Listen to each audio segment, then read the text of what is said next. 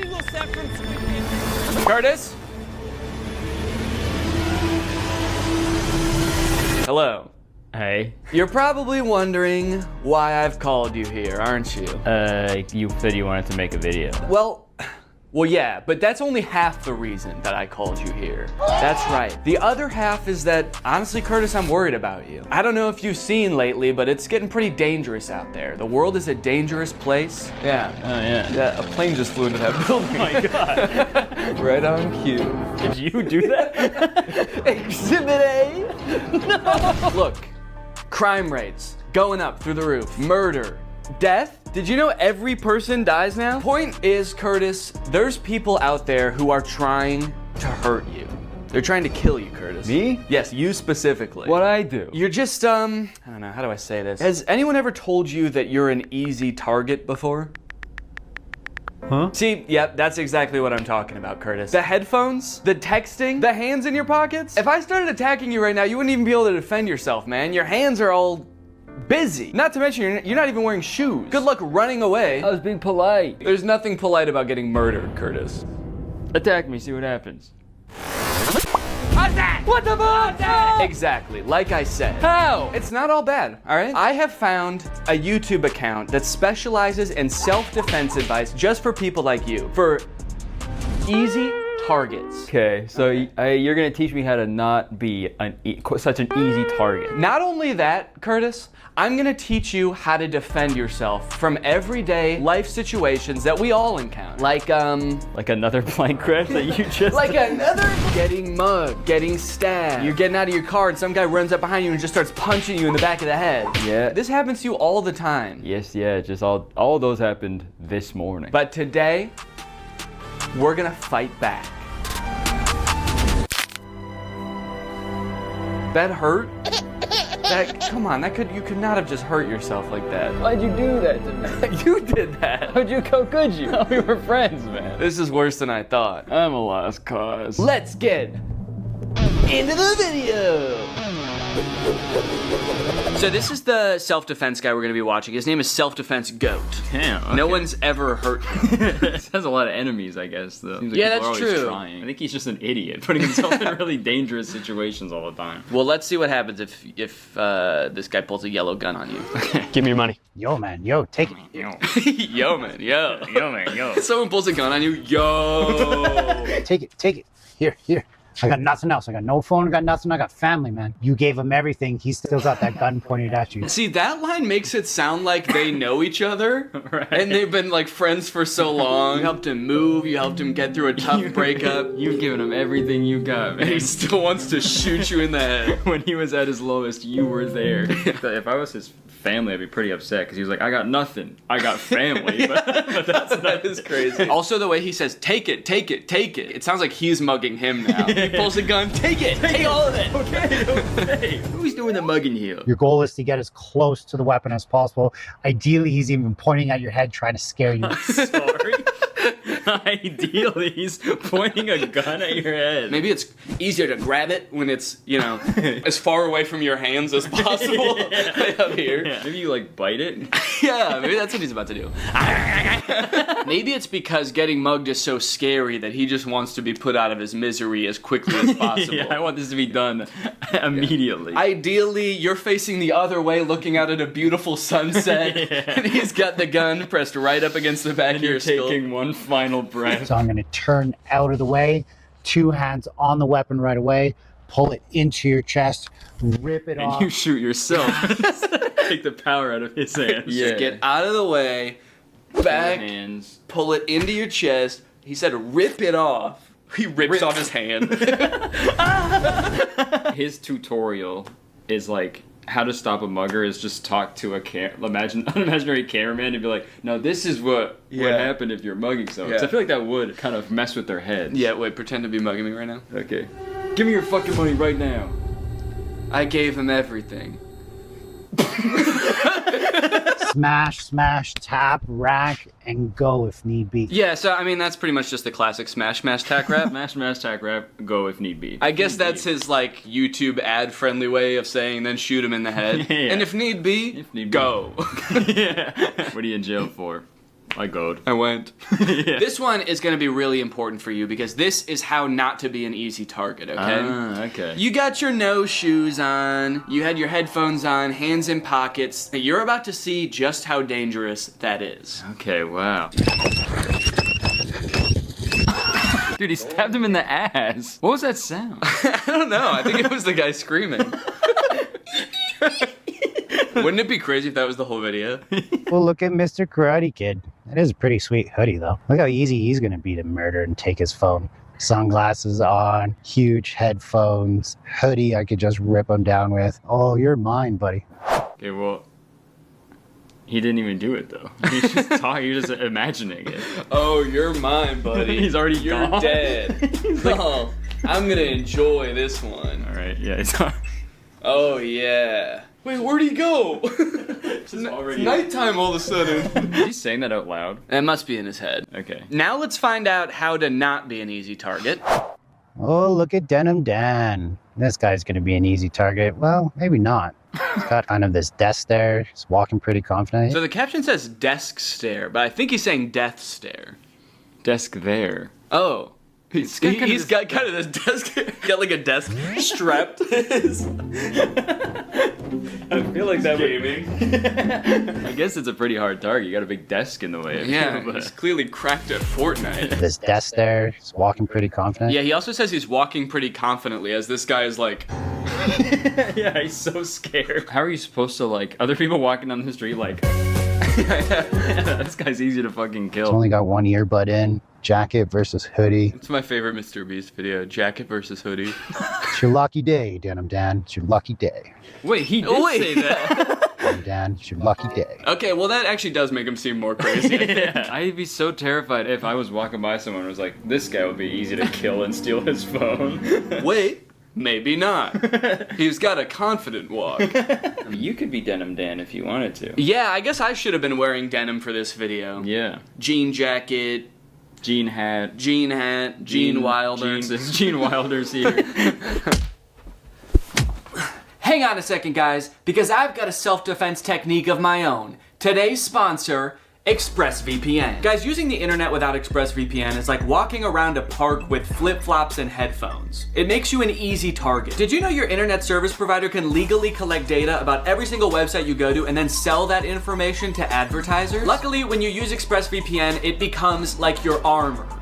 Your Gene armor. Your internet service provider can't see your activity. Your identity is anonymous thanks to a secure VPN server. And your data is encrypted for maximum self-defense.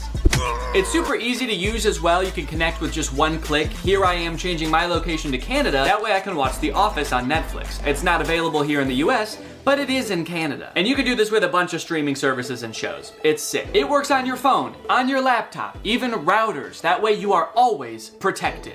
I don't want to miss out on content that's not available in my area, and I also don't want anyone spying on me, especially not my internet service provider. That's why I use ExpressVPN. So find out how you can get 3 months for free by scanning the QR code on the screen right now, or clicking the link in the description, or going to expressvpn.com/Danny Gonzalez. That's 3 months for free by scanning this QR code or clicking the link. Thanks to ExpressVPN for sponsoring this video, and now let's get back into it. Now this is an instant that people actually do encounter somewhat often is road rage. Yeah, people get that a lot from me. Yeah. So what kind of stuff do you do? Just sort of like tailgating people? Yeah, I have usually probably 4 to 6 full cartons of eggs in my car at all times. Oh, you just throw eggs? And I just kind of, yeah. Egg people I on just the highway? egg people on the highway. I egg them on.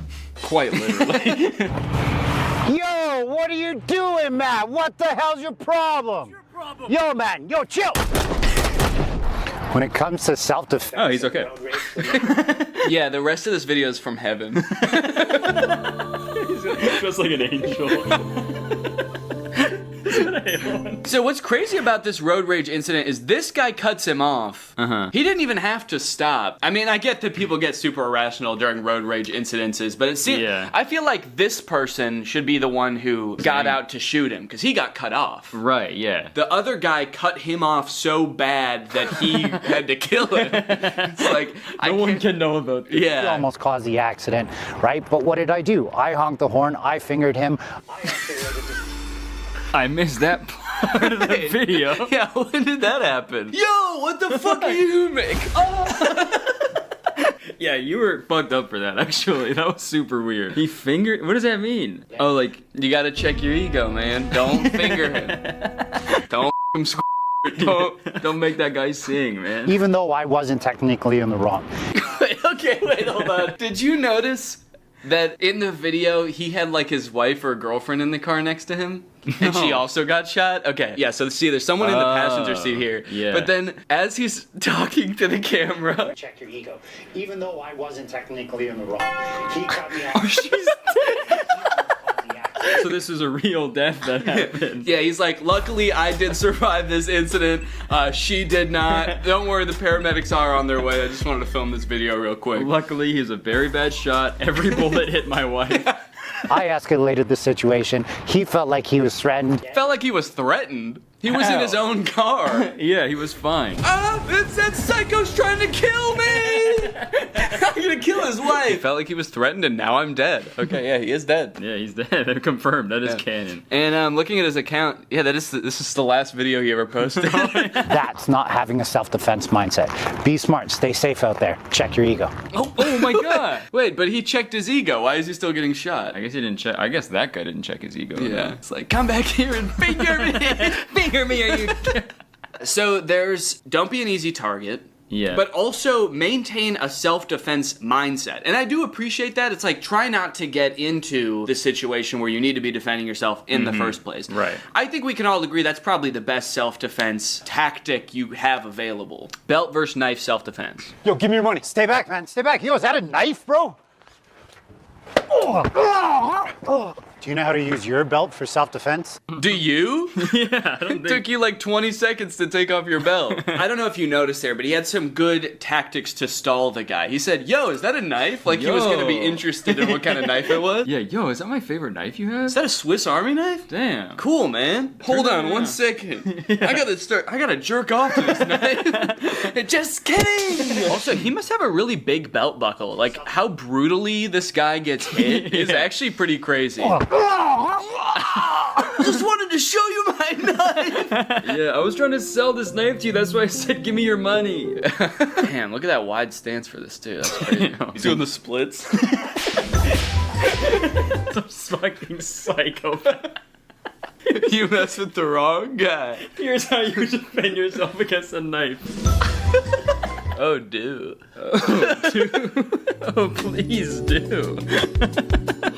That's what the mugger says when you pull out your belt. Oh, do. Back, he was that a knife, bro. Oh, do. Oh, do. These are really good captions. Yeah. Okay.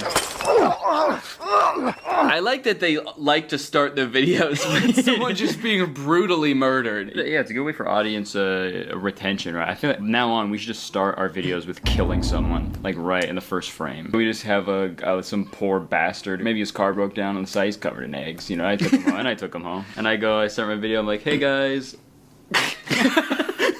The guy in the headlock is like, I gave him everything. Folks! Yeah. You know what to do when somebody pins you against the fence and stabs the shit out of you? I firmly believe there's nothing you can do. No. I mean, there's definitely things to do to avoid getting here in the first place, but when you're here... There's nothing you can do. Yeah. Ow. You're dead, man. Fence and stabs the shit out of you? He says it in a way that has like that relatable moment when someone pins you against the fence and stabs the shit out of you. Yeah. We've been there, man. I'm trying to establish control of the weapon. If I can get my forearm here, great, but he counters that by pushing me away.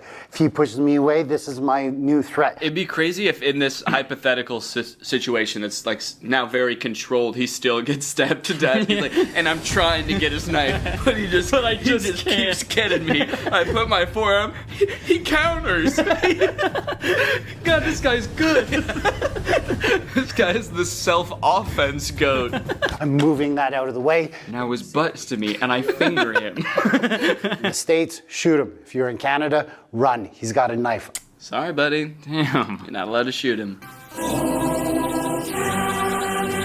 3 signs you're getting punched. That one sounds funny. 3 signs you're getting punched. Number 1. Ow! You look like Tom Hardy if I ordered you on Wish. Oh, yeah? You look like Tom Hardy if I ordered you on Wish. Not Tom Hardy. Right, yeah. So thank you. You look like the face Tom Hardy would make if I ordered you on Wish. Tom Hardy would be like, Okay. Do you know the 3 most common signs before someone punches you in the face? sign number 1, you just told someone they look like if Tom Hardy if they ordered you on Wish. First sign, forward aggression. Second thing to look for is those clenching of the fist. What do you think the third one's gonna be at this point? He's just like cocking his arm back? Yeah, winding it up, I guess. If someone says why I oughta, you're done for. Tension, and they're getting prepared for something that maybe you're not prepared for. They could be getting prepared for something. If they're moving towards you with fists clenched. Well, what could it be? Visual diversion? That's gonna be the third one? What? The third one, they're going to be looking off in another direction, trying to distract you with their eyes so that you look away for that split second so that they get the job done. I may be moving forward towards you, fists clenched. Yeah. But I'm actually gonna punch that guy. Hey, Curtis, let's both go punch that guy. Okay. Oh. But Bouquet of flowers. Oh, it's all okay. No. Yeah, really? Here's 3 signs David Copperfield's about to beat the shit out of you. Look at here. What to do if you're pushed? What, you want to go? Jesus. Do you know how to deal with a push? Well, definitely not having as little balance as possible. What, you want to go?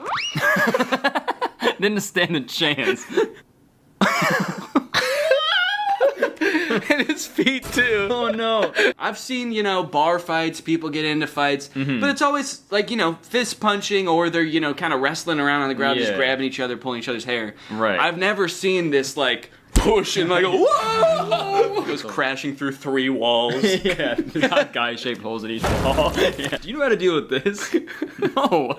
I'm not Wile E. Coyote. Do you know how to deal with a push? I'm opening up that door as much as I can. Okay, so I go, But then then I can go like that. yeah. Don't knock each other out. Do you know how to knock yourself and your opponent out at the same time? So the key here is as it comes up is just open up enough. Hopefully my boxing turns on now. And God, he looks so scared there. Don't hurt me. Please. Not again.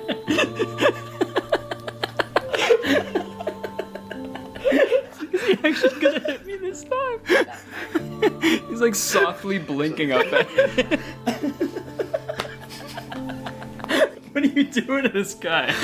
He already got pushed, man. He's been through enough. He also just said, hopefully my boxing turns on now.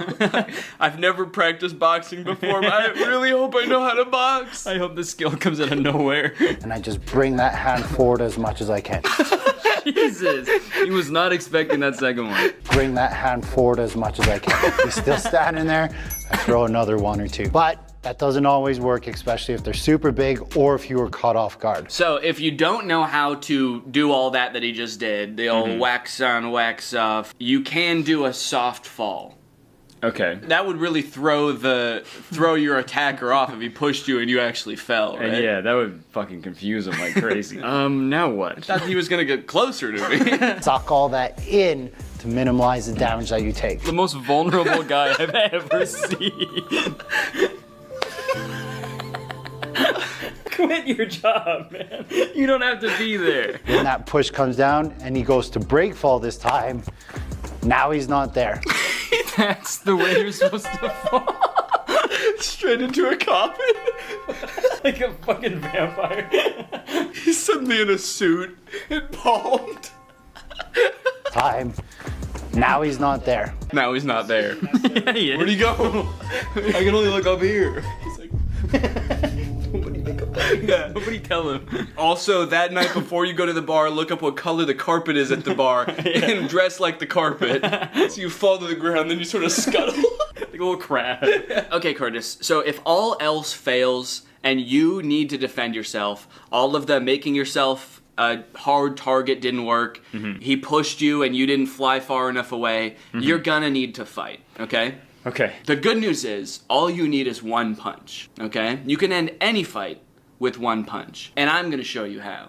Okay. Yeah. I'm excited. Jerk in the Lexus. Yo, what are you talking about, You man? cut me Yo, off in the chill, parking lot. Chill. Do you know who I Stay am? right You wanna there. go? Don't enter my You wanna space, go? man. Do you know how to end a fight in one punch? I can see why he hired this guy. He's so good at like leaving the frame as quickly as possible. Yeah, he's a pro at that. My wanna space, go? man. Do you know how to end a fight? He's just gone. Once I felt like my foot was planted enough that I could push off of it, I had to make sure I wasn't showing the punch or creating a tell. This is creating a tell. Loading, shrugging, trying to punch and come out. So the first thing you want to be good at is Loading, shrugging, trying to punch to come out. making sure your arm is... God. I just feel like there's a more tactical way he could be standing in all these videos instead of just like the most malleable, just, what are you gonna do to me now? I feel like he should be trying to evade it or something. He's just, it's so sad how willing he is. I deserve it. And he's like, and don't worry about this guy, by the way, guys, he deserves all He this. deserves all of this. He's a hellish fiend of a man. You should see him off camera. Remember, in self-defense, he's approaching me, I'm hitting him, and I'm trying to get away. He said you're punching him and trying to get away. Yeah, you gotta pick one, I think. Yeah. He's on the ground, you're punching him, and you're like, let me get out of here! This sicko's attacking me! Unhand me! If they're a bigger opponent than you don't just hit them with your arm, you have to hit them with your body. If they're further away from you, you can open up the hand and do like fingers into the eyes. You might break your fingers, but at least you're not going to get involved in a fight anymore. If you train martial arts, use your fist. If you don't train martial arts, use your palm. I thought this was gonna be like a one punch. Like he's gonna teach us how to do one specific punch, but he's Right. like, I don't know, you might want to stick your finger. Let me think. You might want to stick your fingers in his eyes. You might want to finger his butthole. hit him with this side of your hand. This part with your body. Yeah, lean him over, spank his ass. Spank his ass, pull and tug on his wiener. I don't know. What was I talking about? The title is End of Fight with One Punch. There is no guarantee when it comes to self-defense, like one punch is going to get the job done. That's just clickbait, guys. What the fuck? He said that like that's not the title of his video, but other people do that. Yeah, I would never clickbait you guys. Look, other people are gonna try to convince you can end a fight with one punch. That's just a bunch of clickbait bullshit. the pussies would say I would never do that. And honestly, only pussies would fall for that too. But anyway, thank you guys for watching this video. Thank you for the money. The reason why I punched him in his face, because his hands weren't protecting his face. If his hands were here, it's a whole different entry. And that's the end of the video. Nice. Honestly, I'm sure there is some good self-defense advice in here, but I just like the way these videos are shot. Yeah, they're especially the short videos, because he's like, okay, we got to get people's attention. So. Yeah. Yeah. All right, Curtis. Well, you know what? Honestly, man, I'm proud of you. I Thanks, feel like man. I can tell that over the course of these past, gosh, I don't know, we've been recording for like an hour. Mm-hmm. I feel like you've really changed, you know? You think? Yeah, I feel like you've taken the initiative. You're no longer an easy target. Honestly, now, you're a threat. And Yeah. for that, I commend you.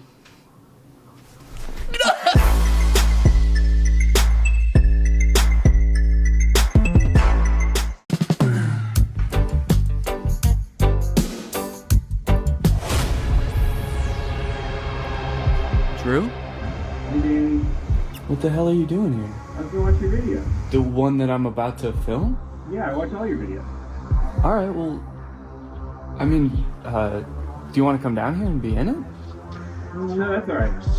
Okay, well, No biggie. fine, that's okay. Sure. Okay, I'll do it.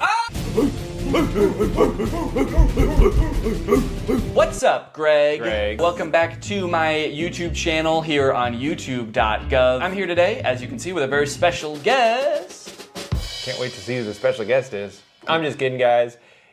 Or Danny? Danny, the camera's over there. You don't want to look at the camera right there. No blinking. No blinking. It's disrespectful. Yeah, I got a special guest here, Drew Gooden. Everybody say hi. And I had kind of a fun idea to film for a video today. Today, we are going to be speedrunning conspiracy theory rabbit holes. I don't want to look at a rabbit's hole. Can we start the video over? I don't want to look at a rabbit's hole. I want to look at a rabbit's dick. Yeah. Well, I'll look at the hole if it's attached to the dick. Mm-hmm. But not any other. Are we washed?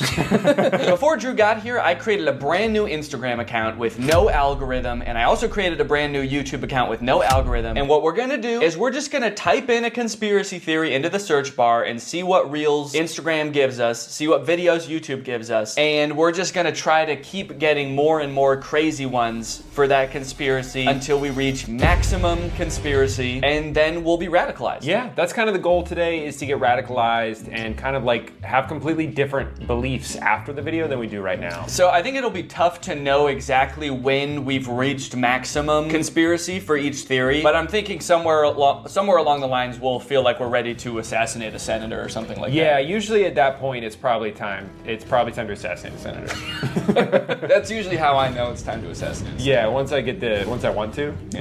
Well, I guess the most basic conspiracy that we could start with is flat Earth. To me, it's not even a conspiracy theory. Because if the Earth wasn't flat, I'd fall over. Not fall off, you'd fall over. Fall over because of the slope. Have you ever tried to walk up a hill? And don't say that hills is proof that the Earth is curved. No, every time I've walked up a hill, I fell over. Exactly. So, what are we just going to search flat Earth or flat Earth? I guess it's kind of telling what the fittest flat earther? If someone has a conspiracy theory, I will only believe them if they're in really good shape. All right, we're just gonna search flat Earth. I guess we could go through some of these pictures, but really what I'm looking for is an Instagram reel. I see the craziest stuff on Instagram. Are you yawning already? I'm so bored. 33rd degree Freemasons, who are also Satanists, provided us with the glow model to deceive and mislead us. Oh. Yeah, so the round Earth is like a prank by the 33rd degree Freemasons who are also Satanists. Yeah. I like the first comment. I'd love to learn more facts around this. People think I'm wacko for suggesting the Earth could be flat. You are. Can you downvote on here? You're saying he harmed an animal? Yeah. Yeah, that comment pissed me off so much, I'm gonna go kick my dog. Yeah, it's his fault. What is the photo? These are all different ancient civilizations, how they thought the Earth looked, which is all flat. Oh, so it's sort of with a like dome. this many people can't be wrong kind of thing. Yeah, even though they are all wrong. What's going on with the Australian? If you live in Australia and you watch my YouTube videos, stop. They probably watch them backwards too, because everything's upside down. Yeah, toilet flushes the wrong way. When you poop the toilet, it just comes out. I am so tired of it. I make a mess every time. So this is interesting. So Mars is like a hexagon? How can we view Mars and the other planets as mere balls of dust or gas? I'm gonna start saying that about my own balls. How can you see these as mere balls of dust and gas? Instead of what they really are. Balls of skin and cum. If gas on Earth isn't significantly affected by gravity, how is it possible that Jupiter, supposedly a massive ball of gas, has a gravitational force 2.5 times smaller than Earth? It's all a lie. Space is fake. All right, they had me until space is fake. I know space is real. I know space is real. That's where God lives. That's where God lives. Wait. Space is fake. But even in their own picture, they say this is Mars. They know that Mars is real. Then where is Mars? Australia, maybe? Oh. So Australia's not flat then. So maybe the Earth is shaped like this, and we're here, Australia's here, and that's where Mars is. Oh. When did you learn how to do that accent? I just freestyled it. That's crazy. Is that what they sound like there? That's hilarious. Mars. Well, where the frick are the reels? I thought they were gonna be...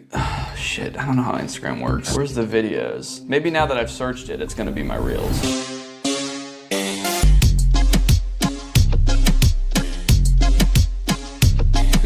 Just a quick cut to that. Checkmate, round earthers. If the Earth was round, I'd be falling over. Let's go on YouTube. Yeah, Maybe we should go on YouTube. Yeah, I think the problem is that everyone's just so normal on Instagram. There aren't any like weird freaks. So I think we probably need to switch to YouTube because there's a lot more weird freaks on there. We would know. We can speak. We can attest we to can that. attest to that because there's at least 2 weird freaks on there with YouTube channels. Our toes are interlocked right now. That's how weird we are. Because if we let go, I'll fall down. So we created this Instagram account or this YouTube account from scratch. The only thing that we've looked up on it so far is Drew looked up Justin Bieber slowed down 800 times. It's beautiful. And it's beautiful. And we also listened to Sneaker Night by Vanessa Hudgens. Yeah, that was also my idea. So the results might be a little bit skewed towards Vanessa Hudgens' Sneaker Night. Mm-hmm. That's not like part of the conspiracy. That's my own mistake. I messed up. But from here on out, we're not going to influence it anymore in any way at all. Okay, now I'll search flat Earth. Okay. That's how Vanessa Hudgens radicalizes people. So hold on. Yeah, okay, even the YouTube search is biased against flat Earth. It doesn't even, like, we're trying to view it objectively, but it's like, oh, flat Earther debunked. Yeah. Flat Earthers funny moments. Flat Earth Dave. It's like, let me find out who Dave is. All right, we're gonna search Flat Earth. You know, do you ever do something and you think to yourself, like, I'm probably the first person to ever do this? Oh, yeah. I have to imagine we're the first people to ever search Flat Earth from the Sneaker Night watch page. Like, inspired by this song. That reminds me. I need to do my own research. Oh, it's Phil from The Amazing Race. All right, well, we gotta hear him out. We gotta hear him out. He doesn't believe in the Flat Earth either? How did he get a job then? And he's seen more of the Earth than most people because he does the Amazing Race, so you'd think he'd have some common sense. You'd think so. Well, hold on. Wait a minute. He works for CBS. Look up CBS's logo. Mm-hmm. Look up CBS's logo. No.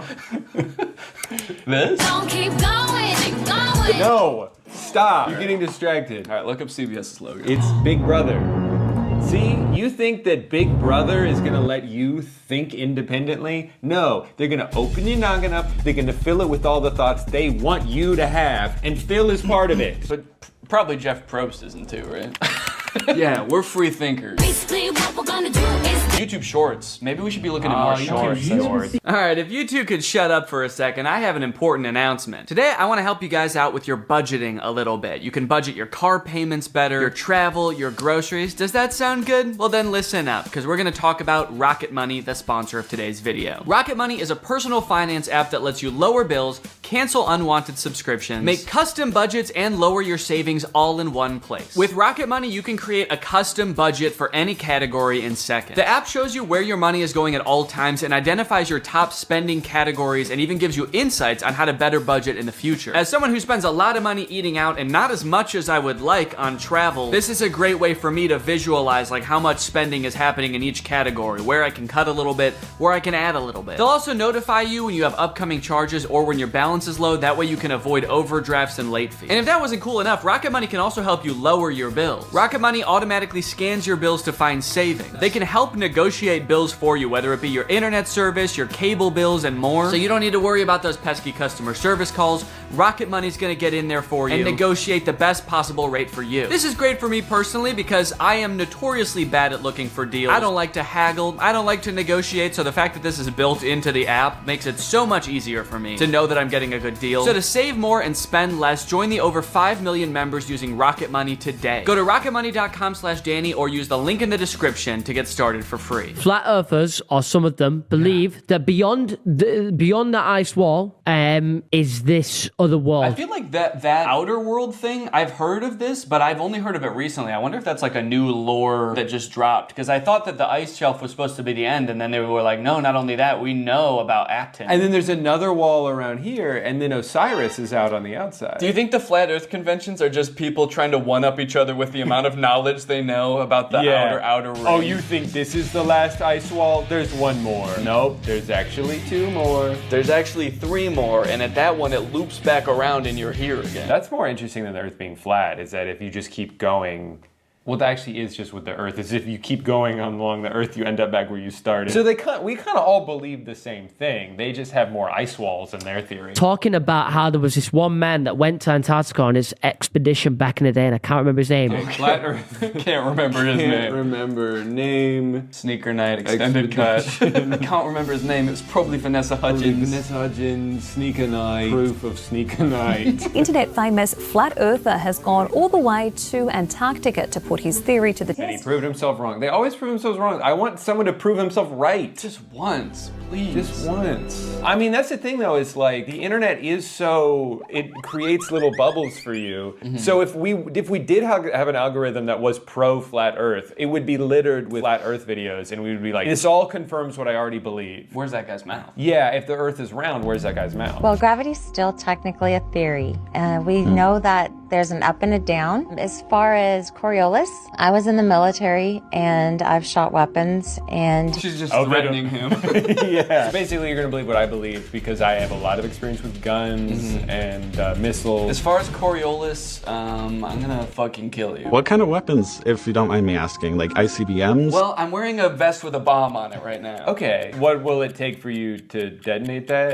If you say one thing that makes me question my beliefs, I'm going to kill all of us. Okay. And so how do you feel about sunsets? They think that there's like these enormous What is structures. It ignores something that everyone knows. There's this enormous water table that's underneath the pyramids. What's a water table? It just means that there's like water, like a well of water. I think because of the Nile. Like, you know how when you're at the beach, if you're not at the water, but you dig a hole, there's water under there because you're close to the water. So the pyramids, if you dig below it, eventually you get to water. And Right, so there yeah. couldn't possibly be like a big guy down there. Oh, right, because he would have drowned? Okay, next conspiracy, aliens. What should we Google aliens wise? Aliens wise? Are aliens wise? Aliens wise? Yeah. Are like, are octopuses alien A group creatures? of scientists that were speculating that octopi had come from somewhere else, and frozen eggs had actually come from somewhere else. And the reason behind this theory is that octopuses are freaking weird. It's like that. How could something like that exist on Earth? Because they look so fucking weird. They must have come from some octopus-shaped planet. And also, if the Earth is flat, how could there be? So hold on. Can you? I need silence. Were you gonna say, can you call me back? Can you call? I'll call you back later. I've heard theories like this before about like some life coming from other planets. There's a theory that like all life comes from another planet. Like an asteroid had life on it and came from some other planet after like it got hit by a meteor, and then that came here, and that's how life started on Earth. And to me that just feels so lazy. They're like, how did life start on this planet? It came from a different one. And that's all we need to figure out. Right, but then because then it's like, well, how did it start on that planet? An asteroid. Oh, from a different planet? Mm-hmm. Yeah, that makes sense. Okay, well then follow-up question, how did it start on that original planet? Like, where did it come from? God drew what?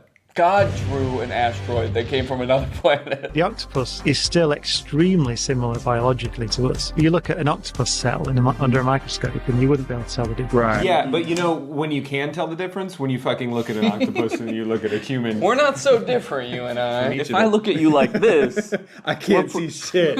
You might as well be an octopus up against my face. Veteran describes strange alien encounter in Vietnam. I like that strange is in all caps. What if it just said, veteran describes pretty normal alien encounter in Vietnam? They should have done veteran in all caps out of respect. And we should probably stand for this out of respect. Yeah, I think so. Whoa! Dude, it's not flat at all in here. There in the shrubbery coming out of it are little gray entities about 4 foot tall. That's how I'm trying to be. Oh, you're just saluting? Till the day I die, I'll remember what the little entity said to me. And the way he said it, it was like, Clifford. It was like, I'll never forget what this little guy said to me and the way he said it. Yeah, he said, and then he blew up. He exploded. I think he was asking for help. I'm gonna explode. I'll never forget that. And the way he said it, it was like, Clifford, you are not supposed to be here. I mean, he's right, we weren't. You normally don't carry your weapon on full automatic. I put it on full automatic and I started to fire, and I yelled out, VC, VC.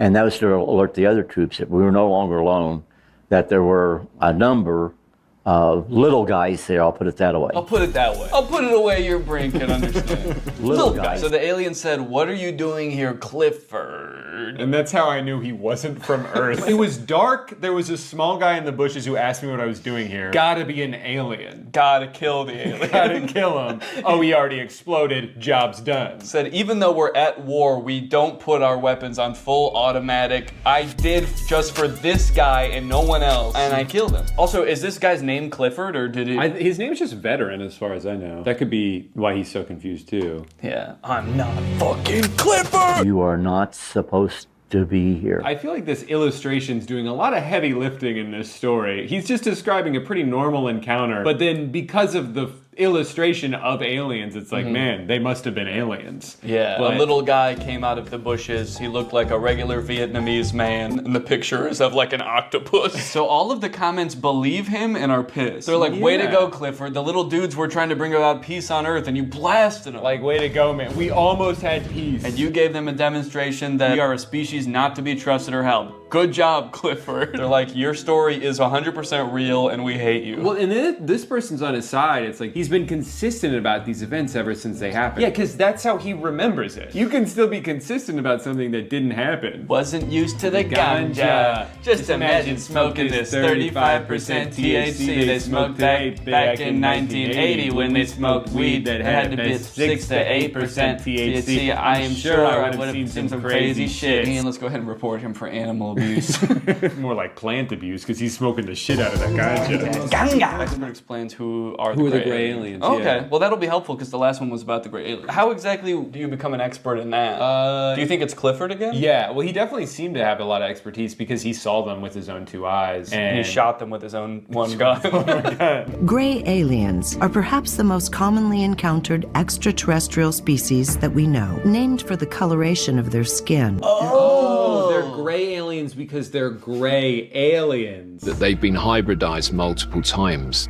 and we're seeing a lot of different types of features. So there's a basic... I can't get into them now, but we're seeing many types of As this is only a YouTube short, I simply don't have time to go into great detail. Wait, my son got kidnapped by them when he was 9 years old. He was missing for a day. He told us that they have created us humans and need to create more humans in other planets and need his blood. I believe my son. Let's click on this guy's profile. Bullying his son. My son played with them when they abducted him, and he confirmed that they acted like little children. And they said, Clifford, what are you doing here, Clifford? Aliens think everyone's name is Clifford. Oh, what up, Clifford?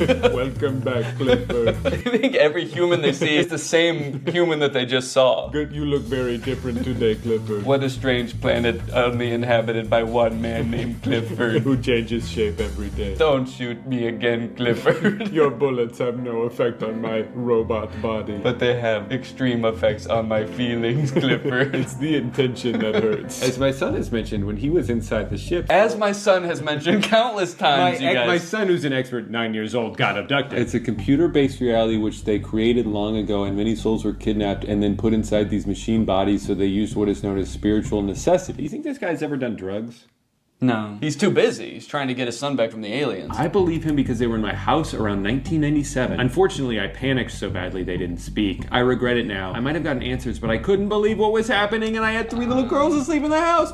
Two of mine and one of my best friend. Huh? Wait, I had 3 little girls in the house, 2 of mine and one of my best friend? I think his best friend was a little girl. Yeah, my daughters were hanging out with my little girl best friend. They have so much in common because they're the same age. And when the aliens came in, I panicked. Because I didn't want them to wake up, my best friend. So yeah, I guess aliens, the little gray guys must be very shy. Because if you panic a little bit, they're like, oh, sorry, Clifford. We'll come back later, Clifford. We have to go now. We are gray. So now it's just these two talking to each other. Yeah, what, did they visit you again? They told my son that they will come again, but they didn't come anymore. He saw a tall man with blonde hair. Okay, wait, hold on. So the story is falling apart a little bit. He's like, yeah, he saw all aliens. And it's like, okay, well, there was one blonde guy. One guy with blonde hair. And I guess some of the aliens they kind of looked like they had regular hair on their head. They had regular Vietnamese hair, and they were just short little guys. Speaking Vietnamese, I couldn't understand a word they were saying. It was like some sort of foreign language to me. I shot him. My bullets did have an effect on them. I'm writing this from jail. Your son is wrong. At least mostly. I can confirm there was a tall blonde guy. Wait, also report encountering tall, chalk white, blonde-haired, blue-eyed, barefoot. Barefoot. So he's saying that people who were abducted by the gray aliens often report the presence of a Drew-like entity as well. Yeah, and that is how they refer me, as the Shining One. And they do not blink. But I don't know, I blink. What was it that you said to me when I started recording this video? You're blinking, it's disrespectful. You're blinking, it's disrespectful. I have to go. I've been found out. I never should have agreed to do a conspiracy video with you. It was only a matter of time. Yeah. Channeling Bashar has definitely changed my life in profound ways. Now, again, not everyone has to believe that Bashar is real. That's good. Yeah, that really works out for him, whether you believe me or not. That's the great thing about being crazy, is that you can believe whatever you want, and even if other people don't believe it. Even if it makes no sense, it doesn't matter to you. So he delivers information, which he sometimes calls an instruction manual or the formula. And when people follow it as precisely as possible, with an open mind. That's such a great caveat to say that if they follow it closely with an open mind, then it will work. Because if it doesn't work for someone, he would just say, well, your mind just wasn't open enough. You clearly had some reservations about it. And that's the only reason it didn't work. And Bashar could tell. Yeah, he's very skeptical with people. How to channel Bashar. So it looks like there's only one person in the world who even thinks Bashar is 2 real. shirts. He has one shirt, but it changes colors when he channels Bashar. Would we go insane if we saw a video of Bashar? That's a great question. I was wondering if we would go insane if we saw a video of you. Of you? Oh, he's channeling Bashar. So I think Bashar is speaking through him. It depends on the mechanism used to capture the image. I mean, I have to imagine that there is some pre-existing lore about Bashar that if you were to see his face, you would go insane, and that's why he has to be channeled through people. Right. And so that's why she's asking this question. I like to imagine that she just came up with this out of nowhere off the top of her head. Hey, I really love everything you're preaching here today. I just want to know, like, would someone go fucking crazy if they saw Bashar in real life? And he's just like, It no. depends. It depends on if they have an open mind or not. Also, BasharStore.com? Yeah, that's where you can buy Bashar. Okay. I didn't think that this guy was like grifting at all before, but now I'm a little worried. Oh! Do you want to go back to 2011? How about 2003? How about 2000 through 2003? RSVP to Bashar? Yeah, the session looks like it's taking place about a month after September 11th. Unrelated. So I have to stream him channeling Bashar? I feel like I should be able to just channel Bashar myself. No, I think you're going to need to do it through a Bashar expert. I definitely feel like he needs... About 500 grand. We could. Yeah, do you think 500... While your video technology may be capable of capturing certain extraterrestrial beings, it couldn't capture. My eyes roll back in my head. It's just coming from my mouth. While your video technology... Oh my god! Donate $5 million to Bashar. Make it a monthly donation. While your video technology may be capable of capturing certain extraterrestrial beings, it couldn't capture us. You would see nothing but static. So it's not even that you would go insane if you saw it, you just wouldn't be able to see it. I think his answer changed as he answered. He was like, well, maybe. As It Bashar depends answered. if you use film or digital, because film, you wouldn't be able to capture me, and digital, you wouldn't be able to capture me. Yeah, and if you were using like an iPhone, then it would just be static. Mm-hmm. Yeah. It would just be a static image of Bashar where he flipping you off. Nice try, asshole. I'm going insane. Another type of recording? Maybe. Maybe not. Depends. Depends on what? Oh man, how much money do you think these people paid to go ask this guy questions? As much money as Bashar wanted, man. All right, well, we can move on to a different conspiracy at this point. What do you think? Wait, I got to channel Bashar. He's just flipping me off. Oh, he says I can watch it. Okay. But don't look at him or you'll go insane. Okay. One sec. I'm getting a call from Bashar. No, don't. No, he's FaceTiming you. Don't answer. Drew, have you ever heard of dowsing? Oh, is that what Mormons do instead of sex? That's soaking. No, what's dowsing? Dowsing involves 2 rods, which Mormons are not allowed to do. Not even after marriage. No rods. No 2 rods. 1 rod. 1 rod, 1 hole. Never 2 rods, never 2 holes. I'm not exactly sure how it works, but you hold these 2 rods like she's doing here, and it's gonna She like asks questions and it answers for her? Yeah. Do you have those rods? Yeah. Hold that and hold, close your eyes and hold it. Okay, let's watch this to see. Okay, we'll watch it to see. Government planning to use Project Bluebeam to fake an alien or spiritual event.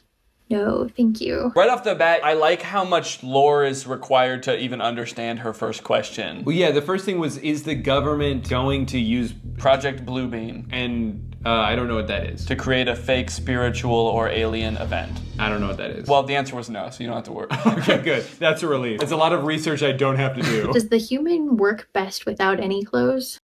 No answer. What does she mean work best? Like it's a product she just bought from the store. Is this human gonna work if I put clothes on it? How do I get this human to do what I want it to do? Do I take its clothes off first? My human don't work because of wearing clothes? Yeah, yeah. I had nothing to add to that, sorry. Does space have wormholes? Yes, thank you. I'm curious who is providing the answers. Maybe she's connecting with some kind of spirit or a alien, maybe? Yeah, who is she asking ultimately? It's not aliens, it's just the rods. So Reiki, energy work, and spirituality. So is she connecting with a ghost? Like a spirit? Oh. How the fuck would they know if there's wormholes in space? Well, because they died. And they went? When you're dead, you know that when you're dead, you find out. Okay, so she's holding the rods. She's communicating with ghosts. The ghosts are just sort of like coming up and going this way, or they poking it the other way. Yeah, sometimes they actually go like Yes. Yes, humans do work better naked. Plot twist, she is being answered by her own subconscious mind. Man, that would be a crazy twist. That would be crazy if she was actually just kind of like making this shit up. That's the last thing I'd expect. Does she sell the rods, or is she like that other guy where like only you can't use the rods, only I can. You can't communicate with Bashar, only that guy can. Yeah, sure, you can hold the rods, they're not gonna work. They're not gonna answer your question. So when she posted this over a year ago, it was already on sale to $14. Now $11. They just keep getting cheaper. Wait, 99.9% copper. What's the other? What do you think the rest is? Bashar. 0.1% Bashar dowsing rod for ghost hunting tools, divining water, treasure, buried items, etc. Oh yeah, I've seen these used for ghost hunting and like finding things. So you go like, oh, is the treasure this way? And the rods go. Are they magnets? I don't know. Go on YouTube and search like treasure hunting with dowsing rods. So would you just follow them, or? They're saying yes, no, yes, no. Oh, X marks the spot. Gotta dig. Hands out and he's in a graveyard. There's treasure everywhere. I just don't understand who he's contacting. Is there a ghost whose job it is to help you find treasure? A greedy ghost who wants you to finish the job. Guys, if you don't think dowsing rods is real, when I die, my unfinished business is going to be helping people find treasure. So if dowsing rods don't work now, they will in about 2 months. 2 months? This is how you program your dowsing rods. Program? Help me find treasure. Help me find treasure. Kill Danny. Kill Danny. How would they kill? They would go, it spins so fast they slice your head off. Hey, you don't want to fuck with dowsing rods, man. Especially not the ones I just told to kill you. It's important clarification. It's not the rods that answer, it's the spirits you communicate with. The rods don't know shit. Yeah. The rods are merely a vessel to communicate what the spirits have told them. You could really just hold your fingers like this. You don't need to buy those stupid rods. Okay. Spirits. Am I in love with Danny? Spirits. Kill Drew. Everyone's yes and no is going to be different, so you should ask your rods to show you a yes. Can you show me a yes? A dead bird falls from the sky. Thank you. Oh, so it has nothing to do with... Okay, I can put those down. Dowsing twig. Oh, you can use just a dowsing twig, according to Wikipedia. Oh, could we make one ourselves? As long as it's L-shaped. You got anything L-shaped in here? No, only W's in here. Chat, spam W in the chat. Chat, spam W in the chat. Spam W in the chat. I'm recording another video over here. Just chat, spam W in the chat. Spam. Yo, you been live streaming this? Yep. At twitch.com/Danny. Chat, kill Drew. No, chat. Keep Drew alive. All right, let me see if I got anything L-shaped in here. No, I don't think so. Oh, it's too bad. Yeah, sorry.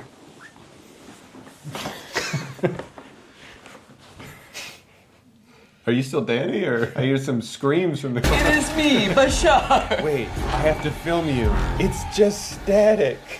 A static image of Bashar flipping me off. And his dick's out, too. Hey! Classic Bashar. You know what they say, if you see Bashar, you go insane. If you see his dick, you suck it.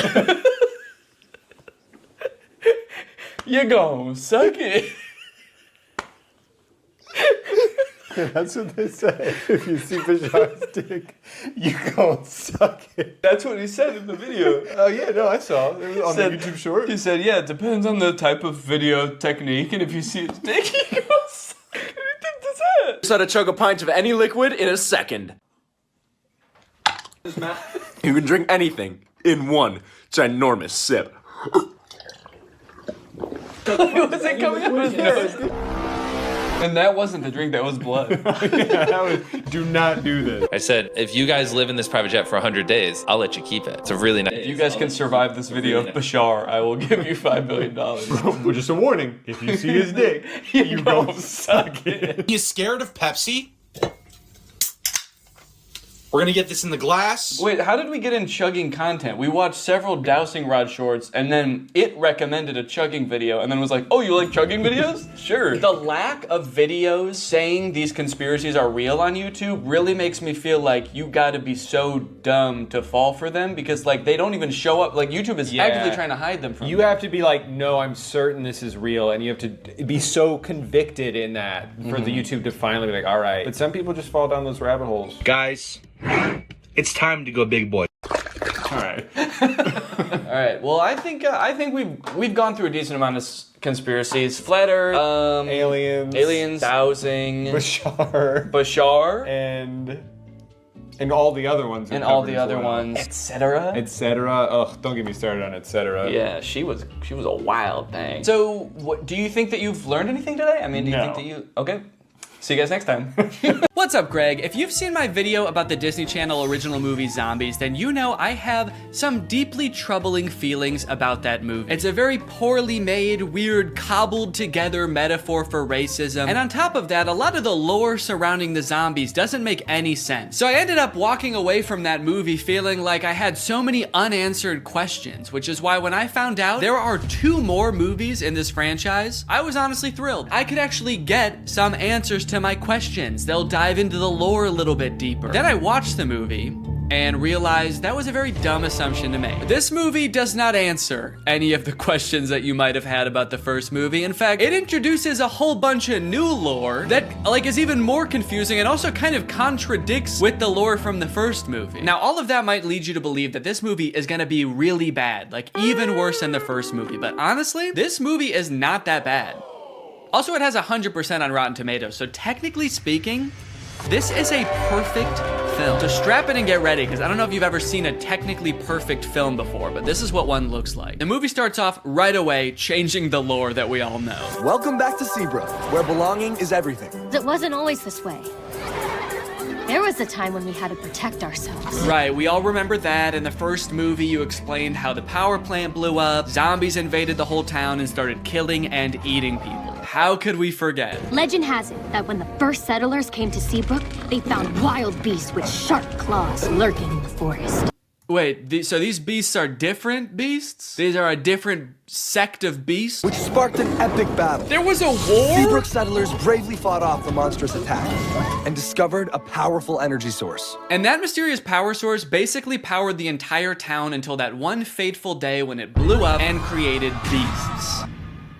Different beasts. These are different beasts than the beasts we just saw. This is a very beast-heavy town. The beasts were a distant memory. Seabrook forgot monsters could be real. So, hold on. You guys didn't think to mention this during the first movie? How could you tell us a history of Seabrook and neglect to mention the battle with mythical creatures that transpired? What else are you hiding from us? And what about this mysterious power source that runs the entire city? Don't you think during the 200 years since this happened, someone should have looked into this, made it a non-mysterious power source? They were like, we'll call this beautiful land Seabrook. We'll build a school to teach our young, a hospital to treat our ill, and a power plant that might blow up. We do not know. Because of the events of the last movie, now all the zombies are allowed to commingle with the humans. It seems like things are really on the up and up. It's hard to believe there was a time when people were afraid of zombies. Crazy thing to say for someone who has for sure eaten his neighbors. Also, we saw what you did to people in the last movie, dude. It's not hard to believe at all.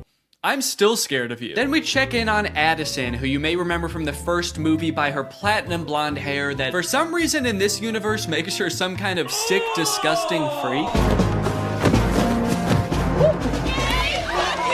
That's Cheer Captain Bucky, my cousin.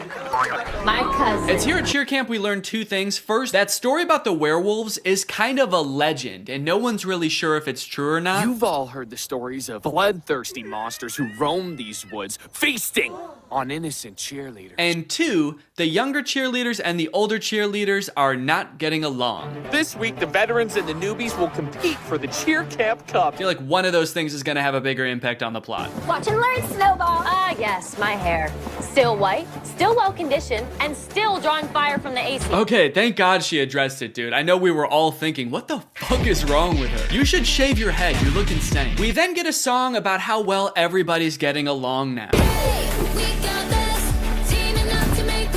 The cheerleaders are having fun at cheer camp, zombies are entering all facets of normal human life. Zed's dad has even been hired as the project manager to demolish the old power plant, which I'm sure will have little to no consequence in this story. The message of the song is undermined a little bit when the cheer captain Bucky my cousin launches an underclassman into the air with a high-powered water bazooka called the Buckzooka. Just a little bit of playful hazing, I guess, for the underclassmen. Oh, you want to be a cheerleader? How about some internal bleeding? That's hazing, baby. Nobody joins an organization that I've already joined and gets away with it. And while I do wish someone would rush this poor girl to the hospital, I do have to admit, the song does slap. The music in the first movie sucked in my opinion, but the production quality of not just the music, honestly, but the whole movie is way better in this one. Probably as a result of the success of the first movie. The first one was very popular. So they were like, look, this next movie, you know, it's not gonna make any sense, but it's gonna look fantastic. The lighting on that girl as she flies through the air with 12 broken ribs is gonna be so good. I wish that I could call. I hope you get my letters. Addison is hoping that Zed will write to her while she's at cheer camp. They have a bit of a love connection going on, as you'll remember from the first movie, but Addison never will get those letters because the older cheerleaders are shredding them and turning them into pom-poms for the underclassmen to use. Addison, I hate to say it, I don't think these cheerleaders are teaming up to make progress with you. I think they're conspiring to ruin your life. On the way home from cheer camp, love is in the air. Cheerleaders are asking each other to prawn. Yes! I got invited to prawn! Which is Seabrook's version of prom. Their mascot is like a shrimp or something, so I guess that's why it's called that. And for the first time this year, zombies are allowed to go to prawn. Bree is actually hoping that Bonzo will ask her to prawn. Getting invited to prawn sounds great, but Bonzo won't even look at me. Meanwhile, Bonzo is locked in on her, carving her face into a threatening-looking apple. And Addison gets a surprise of her very own because Zed has devised a very intricate way of asking her to be his date. Addison, will you?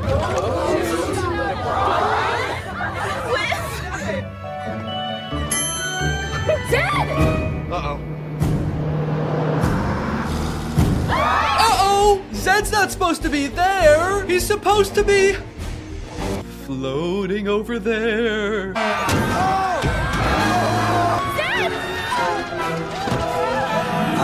Addison, help! I'm gonna fucking die! Addison! The bus crashes into a gated forest called the Forbidden Forest. And Addison goes running off to find Zed, but what she ends up finding are werewolves. We're surrounded by werewolves. So here's where the movie started to lose me a little bit, and I know this is a perfect film, so this is probably something wrong with me, but I feel like when I look at these werewolves, they're not werewolves. They're just teenagers living in the woods wearing dead animals. You might be thinking, okay, these are people who are gonna become werewolves at some point. No, these are what the werewolves look like. They even go out of their way to show a full moon in one of the shots to be like, no, this is as werewolf as they're gonna get. These are outdoor teens with dead animals on. That's what werewolves are. And that's just how it is for the entire movie. And on one hand, I guess I understand because like true to form werewolves would probably be super expensive to do and make look good. But also, you guys didn't have to make a movie about werewolves. That was your choice. You already had a whole universe with zombies in it. You didn't have to add another creature. Or you could have kept the movie exactly the same as it is and just not called them werewolves. You could have made up a new creature. Just called them outdoor teens. It would have made sense. But no, you had to drag werewolves into this. You said this movie will be about werewolves. It will be an integral part of the story. And our costume budget will be $4. A few scenes later, a werewolf sneaks into the town of Seabrook and finds a drawing of like an actual werewolf that Zed's little sister drew, and he takes it back to the other werewolves and they all start making fun of it. Looks nothing like us, Wyatt. It's like they're trying to gaslight us. Werewolves don't look like this. Werewolves never looked like this. You'd have to be some kind of dumb, uneducated zombie child to think that us wolf people bear any resemblance to those half wolf, half people. After word gets out that Addison had this encounter with the outdoor teens, the whole town is a mess. Dad, everything is fine. It's not fine. There are werewolves circling us right now, waiting to attack. They jump to the conclusion that the werewolves want to attack them so bad. Addison leaves the interaction totally unscathed. They didn't do anything to her, but the whole town, even the zombies, are like, ooh, the werewolves want to kill us so bad. We better kill them first. And eat them. Typical zombies. So the leaders of the town decide to reinstate all emergency monster laws. All anti-monster laws are reinstated. This sets up one of the big conflicts in the movie because, as you know, Addison wants to go to prawn with Zed, but one of these anti-monster laws is that zombies aren't allowed to go to prawn anymore. Zombies can't go to prawn. Ouch. And when I say one of them, I firmly believe that is the only emergency monster law. It's the only one they talk about in this entire movie. They let so much else slide in this movie, but that's the one thing they're like, no, we cannot have zombies at prom this year. Ouch. You'll see in a bit why that's so strange, but right now we gotta go check in with the werewolves because they're setting up a conflict of their own. And you know we don't have much time. Our necklaces are almost out of power. So the werewolves all wear this stone around their neck. It's called Moonstone, and it's sort of what gives them their power. I guess it's like some kind of mysterious power source or something. But it turns out that like 200 years ago, somebody or some group of people stole all of the Moonstone from them. So their reserves are running low and they're all gonna like die because they don't have their Moonstone. But some of the werewolves think that Addison fulfills a prophecy that the werewolves have about some white-haired lady who's gonna lead them to more Moonstone. This is the kind of lore that gets you a 100% on Rotten Tomatoes. Even if the girl is the great alpha. A girl? The great alpha? I'll believe it when I see it. Even if the girl is the great alpha, how do we find her? I found this in the woods. It's hers. We'll track her down with our keen sense of smell. It says Seabrook High on it, so I thought we might just look there. Kinda seems like they will use any excuse not to show the werewolves do anything werewolfy in this movie. All right, we've gotta find this girl. How would werewolves accomplish such a task? We could use our wolf noses. What?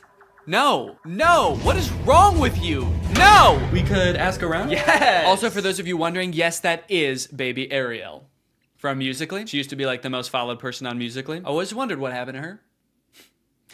Guess she lives in the woods now. We find the girl, and if she's the great alpha, she'll tell us where the Moonstone is hidden. We go in the morning. We go tonight. That's right. They're not gonna wait around. They have to go tonight. So they march out of the Forbidden Forest, down the streets, and into Seabrook High, singing about how they own the night. Then they open up a vent and crawl into it, and they wait until morning. So kind of seems like they didn't really need to go at night, did they? They all file into the vent so dejectedly. They're like, maybe we should have researched what this place is. I guess we don't know what a school is. They're not here at night. Imagine they accidentally went on like the last day of school before summer. A janitor finally comes in after 80 long days and finds 20 dead werewolves in a vent. That day at school, Bucky and Zed both decide to run for class president. Zed because he wants to re-allow monsters to go to prom, and Bucky, I don't know, he probably wants to like divert more of the school's funding towards an unmanned drone for the cheerleading team. But then, suddenly, I will make Seabrook a place that embraces zombies and werewolves. What? Where? Oh, there? What a lucky guess. How can you tell? People peering in through glass doors? Yep. Those teens live outdoors. Man. Willa. We can't go to war with the whole town. We'll never find the Moonstone if they're on high alert. Yeah, dog, I think that ship has sailed. You guys just charge them growling and gnashing your teeth. I think they're on high alert. Hey, all that stuff we did back there, that was just, we were just messing around. We're just a bunch of friendly teens. Don't look at her. Do not look at her. Sorry. We werewolves so admire your town, and we just came here to join your school. Okay, well, that's obviously not allowed. You guys were about to kill them, and also the emergency monster laws are in effect, and there's definitely one forbidding such things. Technically, the Forbidden Forest is within the school district. What? So welcome to Seabrook. What? Wow, guys. The emergency monster laws are working great. No, you did so good. You did such a good job. They were so close to killing you, and they only stopped because they found out Bonzo's not allowed to prawn, so good rule. So just like that, the werewolves enroll at Seabrook High. And wait a minute, all of the werewolves look the same age. Are they all teenagers? Or are some of them like 80 years old? Are some of them babies? And how does that work in dog years? Are they going to classes? I don't even know if they know how to write. They're not gonna be able to find the Moonstone. They're gonna be too busy failing all their classes. So Zed is worried about losing the class president election to Bucky, so he decides to go over the new untapped voter base, the werewolves. Werewolves of the swing vote. Hello, wolves. I'm Zed. Do it like the zombies do. Yeah, for some reason I feel like the werewolves aren't gonna care who becomes the class president. They don't know what a president is. They don't know what school is. They live in the woods and they wear Moonstone, dude. You have no fucking clue. Come on, we've got moves to bust. Throughout this whole movie, Addison has her own thing going on too, where she just feels like she doesn't belong anywhere. That's right, despite being a bleach blonde cheerleader at a Disney Channel high school who was literally elected captain of the cheerleading team in this movie, she just doesn't fit in. I don't feel like I belong anywhere. Which makes her that much more susceptible when the werewolves come a-knocking. The werewolves are starting to get desperate, and given that they think that Addison is the great alpha, which again, she could not be, they bring her back to their cave and ask her for help. I believe you're the great alpha. I believe you're a werewolf. That's it. That's why she doesn't fit in. That's why she has ugly hair. It's because she's a different species. It finally makes sense. So they do a little dance, they do a little wardrobe change, and now she's a werewolf. Damn, that was a fast costume change. Did she know they were gonna rip her clothes off down there? This seems terrifying if she didn't. The rest of the gang gets worried when they realize Addison is gone with the zombies, so Zed shows up and he just fucking kills one of them. Holy shit, dude. And we never see that guy again. I think he's dead.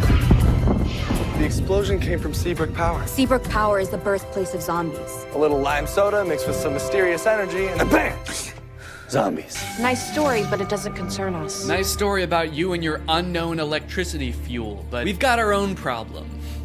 We're looking for a mysterious power source. But it does concern you, Willa. That could be your moonstone, right? Oh shit, she's right. So for the rest of the movie, Addison is like pretending to be a werewolf. She shows up to school the next day and she's like, I'm a werewolf. I've always been a werewolf and I've always known I was a werewolf. Addison, if you ever expect to be cheer captain... Well, maybe I don't. Maybe I'm not meant to be cheer captain. Maybe I'm meant to be eating gerbils. What do werewolves do? I actually don't know what they do. I know I am one, I just don't know what we do. Then we get the presidential debate between Zed and Bucky, and this is how all presidential debates should go. I'm a real human. There's no danger in that. They're real monsters. Man. What if they turn back? There should be singing, there should be choreography. One of the sides should be claiming that the other is a dangerous beast. And President Biden, how would you respond to that claim? He wants to eat me! He's trying to fucking eat me! The demolition of the power plant is imminent, so the werewolves rush there to stop the mayor from destroying all their moonstone. Via song? It does not go very well. Arrest them! Oh my god, dude, he said arrest them, not gas them. Colloidal silver. That'll tame those beasts. You know, for a government that just found out werewolves exist, they sure seem to have the exact chemical compound that would hurt them most. Colloidal silver shuts down their nervous system instantly. Just a hunch. Then Addison and the cheerleaders show up, and then Zed and the zombies show up, and now they're all singing, trying to convince the mayor to shut this thing down.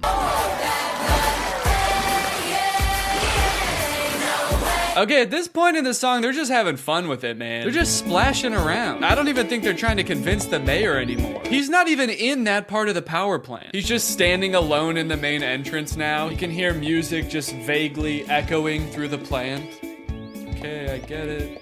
I think I figured it out like 20 minutes ago, guys. Okay, so I've got good news and I've got bad news. The good news is they decide not to blow up the power plant. Stop the detonation. The bad news is the demolition guy accidentally does it anyway. Well, shut it off. I can't! And also, Addison finds out she's actually not a werewolf.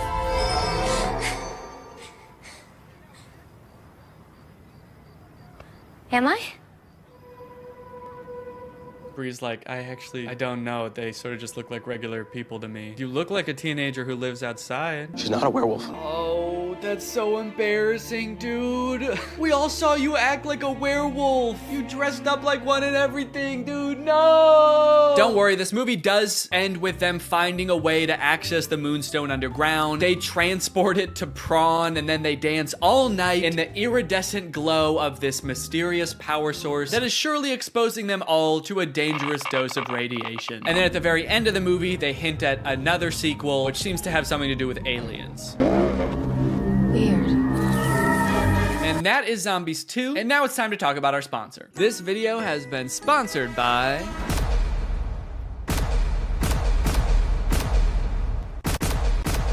Guys, it's the season of giving, gathering, and with HelloFresh, it can be the season of saving. You can actually save money this holiday season with fresh, delicious recipes delivered straight to your door. It's cheaper than takeout, it's easier than grocery shopping, and the meals turn out so good. I like HelloFresh because I'm not really much of a chef. Okay, I don't really know how to cook well, but every time I cook HelloFresh, it ends up turning out great. Last night we had these Tex-Mex enchiladas. Didn't take too long to prepare. Turned out great. Honestly, best homemade enchiladas I've ever had, and I was the one who made them at home. I've got a lot going on. I've got a baby. I've got family visiting. It's a busy time of year. So sometimes it can feel impossible to get a good, nutritious homemade meal in, but not with HelloFresh. Can I let you in on a little secret? Some of their meals only take 15 minutes to prepare. How is that possible? Must be Santa. And guess what? HelloFresh is actually more than just dinners. They've got breakfast, they've got lunches, they've got snacks. So you can start skipping the grocery store for a variety of meals. HelloFresh is making life so much easier. So if you want to check out HelloFresh and for free breakfast for life, visit the link in the description or scan this QR code. One breakfast item per box while subscription is active. That is free breakfast for life with HelloFresh at my link. Again, this QR code. Don't use a different QR code, it won't work. Thank you to HelloFresh for sponsoring this video, and thank you to you guys for checking out HelloFresh. All right, thank you guys for watching this video. If you're new here and you're not subscribed yet, make sure you subscribe and turn on my notifications to join Greg. We are the fastest growing army on YouTube. Do not look that up. I'll see you guys next time. Bye-bye. Hello, Greg. Why are movie studios making bad movies on purpose? I swear to God they are. I'm sure most of us by now have seen clips from the new Pinocchio movie. Father, when can I leave to be on my own? And that had me pretty skeptical, honestly. You're trying to tell me they made it and they were like, the main selling point of this movie is that it will be good? No chance. And now I've recently seen people talking about this movie Marmaduke. It's about a cartoon dog voiced by Pete Davidson. It has 0% on Rotten Tomatoes. I've watched it and it is in fact the worst movie you'll see this year. And it just really seems like they're trying to make bad movies on purpose. This movie is just heinous. It feels like Netflix just like fed an AI a bunch of scripts of bad movies until it spat out Marmaduke. This movie is not good at all. I think it has 0 redeeming qualities, actually. There's nothing good in this movie. I would even give it a negative score if I could. I like that I said that as if there's something stopping me. I'm my own entity. I'm not limited. I don't have a boss telling me I have to give it a positive score. I'm gonna give it a negative 6 out of 10. With a narration from Pete Davidson himself, who could not sound less interested in explaining the exposition of this movie. Marmaduke was some fucking dog, dude. I don't care. I'm dating a Kardashian, man. You think I need this? I personally don't have a problem with Pete Davidson. He's a funny guy. He was not up to the task of being the main character in this movie. This is a cartoon dog. You need someone with like a crazy range. Pete Davidson's emotions range from high and pleased down to high and indifferent. That's about all the variety you're gonna get out of Pete Davidson. After watching the movie all the way through, I'm not even 100% sure that Pete Davidson even knows he's in this movie. I haven't seen Pete Davidson do any promotion for this movie. I don't think he's done interviews talking about, you know, getting into the role of Marmaduke. I would not be surprised if they just like took audio excerpts of Pete Davidson from like other TV shows and just like found a way to make a movie about a dog around them. You can look at the characters in this first scene here and tell me,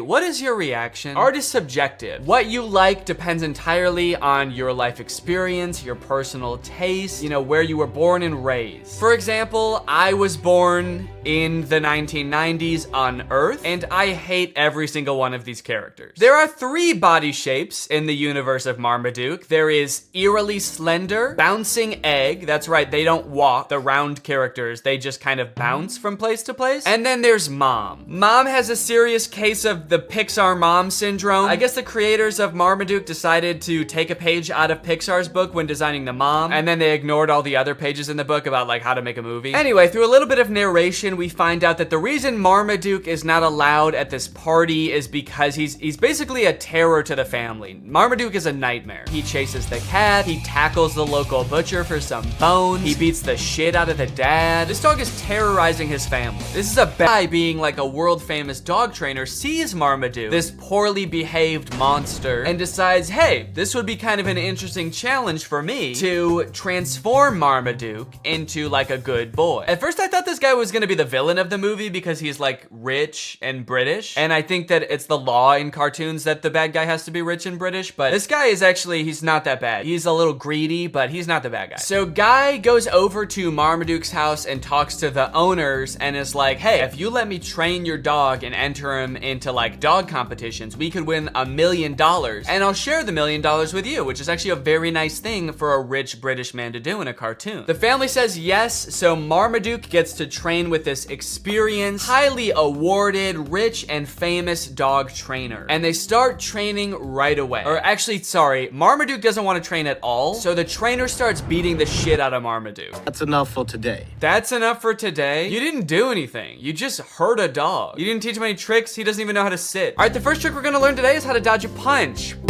Okay, it looks like you didn't get it today, but we'll try again tomorrow, okay, buddy? Anyway, I guess after showing Marmaduke how violent he is and all of his like cool martial arts skills, Marmaduke is like, wait, actually maybe I do want to get trained by this guy. And they make it seem like it's because like Marmaduke is so impressed. I personally think it's because Marmaduke is so scared. He does agree to finally be trained. So cue Marmaduke getting trained montage. Or sorry, Marmaduke getting tortured montage.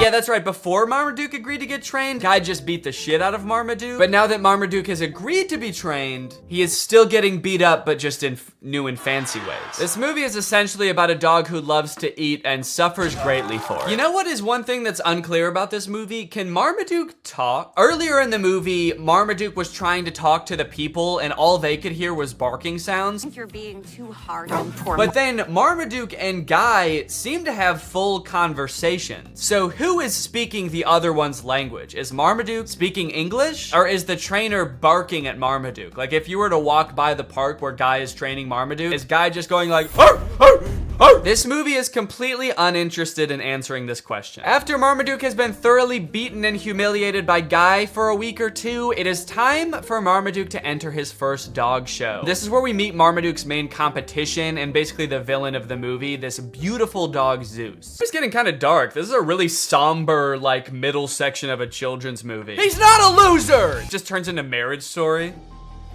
Marmaduke is a Great Dane! Then come to find out that the trainer has actually billed them for all of the training, and it's like a shit ton of money. They go through the list, and it rolls by in this like Star Wars style credit roll, and it's meant to fly by really fast so you can't read anything, but I paused it just to like look through what some of it is. Some of the items on this list are more than the $1 million they would have won at the final dog show. There's things for $29,000, $35,000, $1.4 million. Also kind of a funny detail, the writers I guess couldn't come up with enough things to actually make the list that long, so they just literally copied and pasted the same chunk over and over. So if you just play it, you'll see like the same thing worth $1.5 million over and over in this list, and it's like you couldn't just keep coming up with "are not a champion." So Marmaduke is like, you know what, screw it, I don't need you, and he decides to set off on a journey to show him what a real champion can do. He runs to China, and then he runs to Egypt, and then he swims in the ocean, and then he goes home.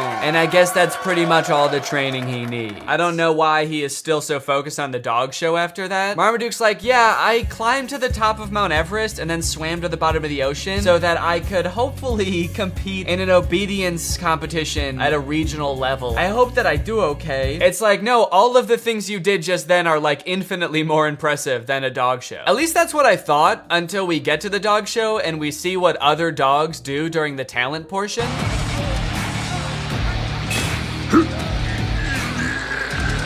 Okay, so the bulldog is winning the talent competition. The bulldog is winning the whole show. Forget about the other dogs for a second. There is no way that Marmaduke can do anything near that impressive. I know he ran around the world, but he just ran and swam. This dog lifted up a convention center. The other dog's not quite as impressive. One of the dogs dances, pretty lame. And another dog did like a half fight, half rap in like a magical bubble environment. So that was pretty cool. I didn't know there was magic in this universe. They just decided to spring that on us in the last like 20 minutes of the movie, but I just don't understand how they were able to continue the competition after the bulldog lifted up the building. If I was in the crowd, I would be on my hands and knees crying after that. I don't think that it's fair to continue the show.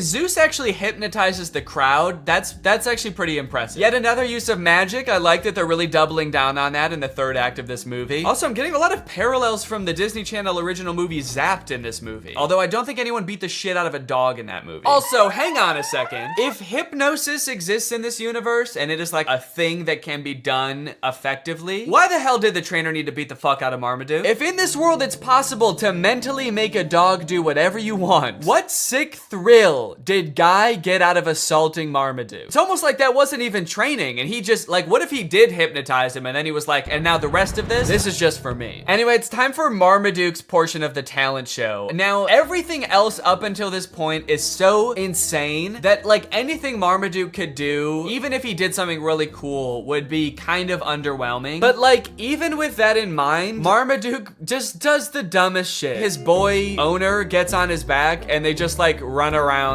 the stadium. I'm sorry, Marmaduke, but that was not impressive at all. We literally all just saw magic happen. We saw a bulldog lift up a building. I know I keep mentioning that, but that was insane. We all just saw an entire crowd get hypnotized by a creepy blonde dog, and Marmaduke's like, yeah, but can you do this?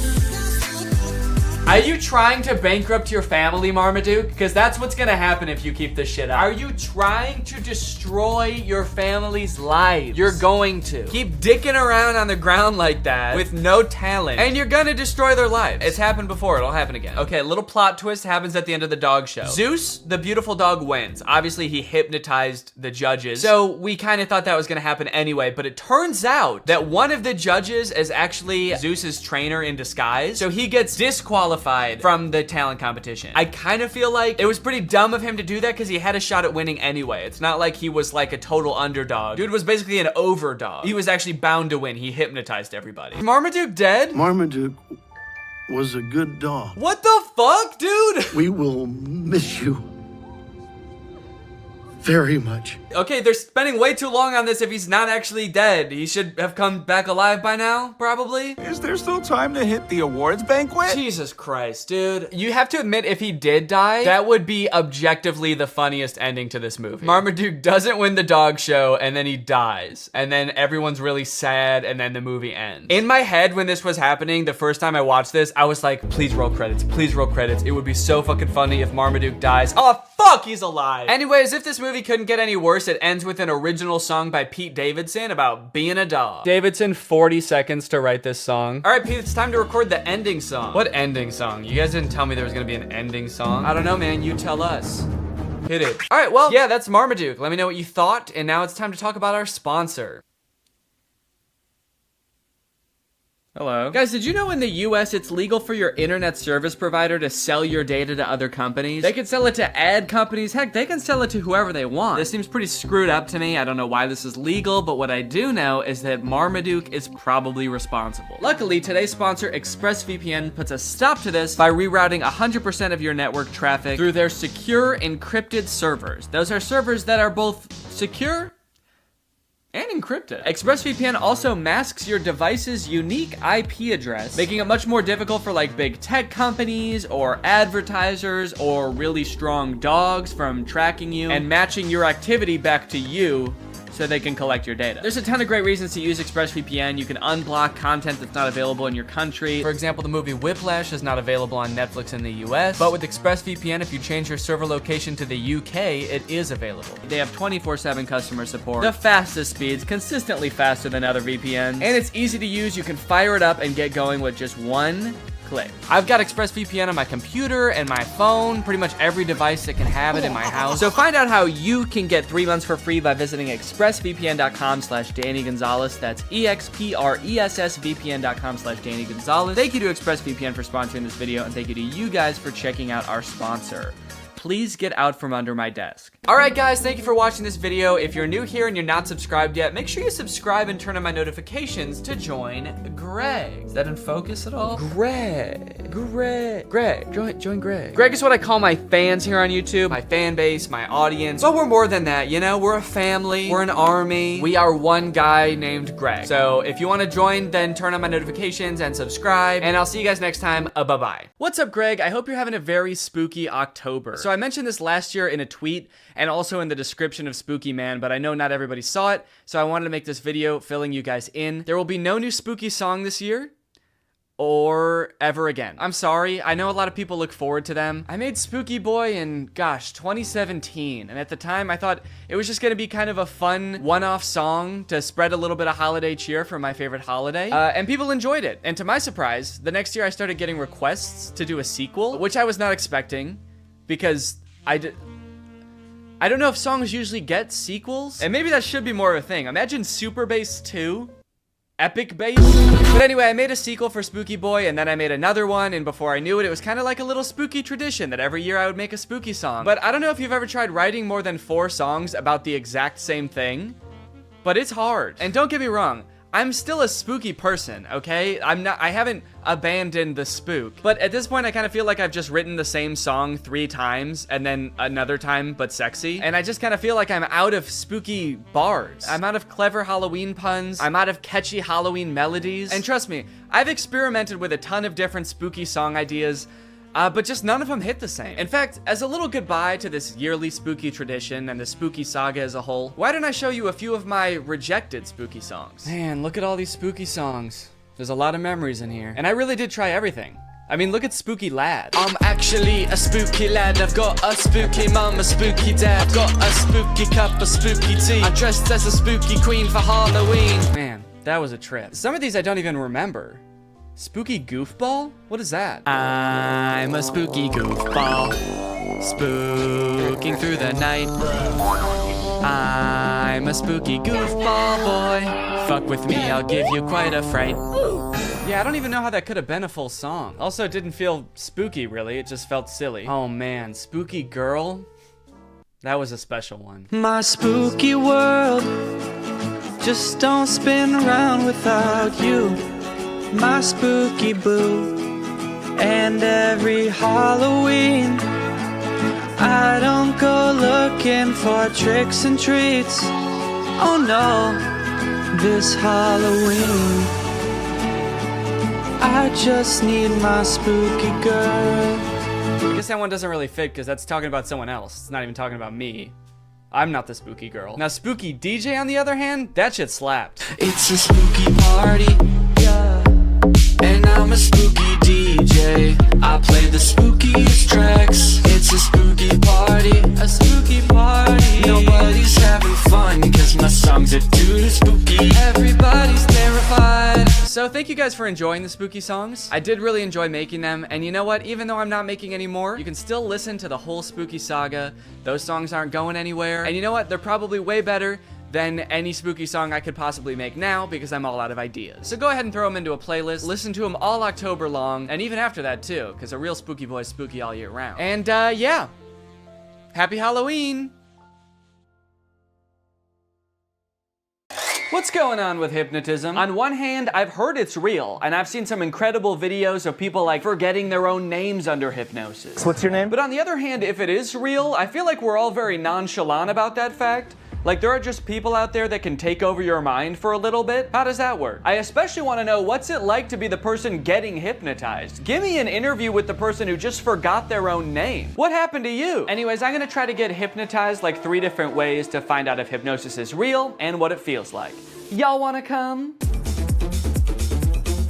Good, because I actually already did the first one. I found this YouTube video called Can I Hypnotize You in 30 Seconds? And I thought that sounds quick to do. So I just did it right before I filmed this intro. Have you ever wondered, could I be hypnotized? Am I the sort of person that's susceptible to mind control? Well, it's not mind control, it's just thinking about things. And sometimes the things we think about are the things that happen. So if you want to try something, all you need to do is get your hands, put your hands together like this, and clasp them together like that. Now take your index fingers and put them parallel. And just focus your eyes on that gap between the 2 fingers. Just just focus your eyes really strongly on the gap. And as you do that, imagine that the ends of your fingers are like magnets. And the magnets are getting stronger and stronger with every second. And the more that you imagine that the magnets are pulling your fingers together, the stronger they become until your fingers can get closer and closer. And if they are moving, if they're closing together, that's weird. I can show you how susceptible you are. If they're not moving, maybe that's because you're trying really hard to make it not. No, they're already together. Keep imagining that those magnets are pulling them together. They already are together. All right, well, I guess that worked. I don't know, is that hypnotism? Is that what hypnotism is? It kind of just felt like my fingers just wanted to be together, like when you hold them like this, they naturally do that. Do they just naturally do that? No, I guess I can hold them like this just fine. Okay, well, dang, maybe I got hypnotized that quick. The second type of hypnosis is hypnotherapy. I always kind of just assumed hypnosis was fake until I talked to a family member who said they got hypnotized to stop smoking. But apparently there are hypnotherapists all over the place who are more than happy to hypnotize you for a wide variety of things, like addiction, phobias, throat lump issues. Bad karma won't go away. These are real ones from actual hypnotherapist websites. As for myself, I'm hoping to get hypnotized to cure my lifelong battle with my nails. I've bitten my nails as long as I can remember. I hate it. Laura hates it. I bite my nails so much I chip my tooth. So hopefully this guy can fix it or at least replace it with like a healthier habit like smoking. I really want this to work, so I've intentionally like not looked up much about hypnotherapy because my instincts tell me it's one of those things that you have to like fully buy into, and I don't want to read something that makes me doubt it. So the only thing I know right now is that I'm going to be paying $450 over 2 sessions to get hypnotized via Zoom.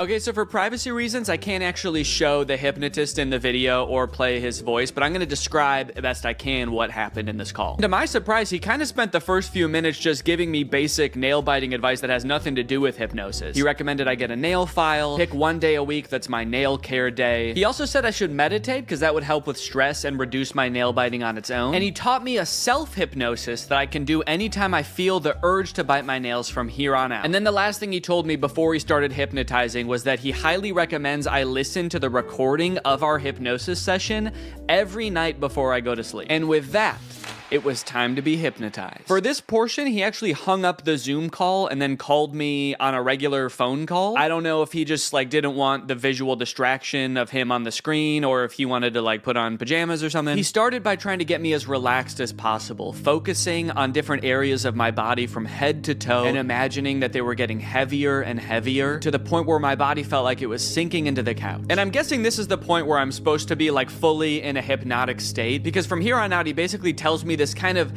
inspirational, energizing story that's gonna change my mindset around my nails. I followed his instructions, imagining my body dematerializing an array of light that shines around me, protecting my teeth and my nails. And I rode the ray of light to a peaceful beach, where I laid with a different version of myself lying on either side of me. On my left was the version of myself who bites my nails. On the right was a calm, cool, and confident version of myself with absolutely pristine nails. This was all a very peaceful and relaxing experience. I never did worry that somebody else had control over my mind, but I did have doubts as to whether I was really being hypnotized. It was a pretty long time that my eyes were closed, and I had a hard time paying attention for that long, so I'd catch myself thinking about other stuff, and then I'd be like, oh no, this is gonna ruin the hypnotism. And there were a few times the hypnotist did this alarming thing where he would just whisper a command like this. He'd be like, and now you're going to stop biting your nails. Anyway, all I had to do from here was decide.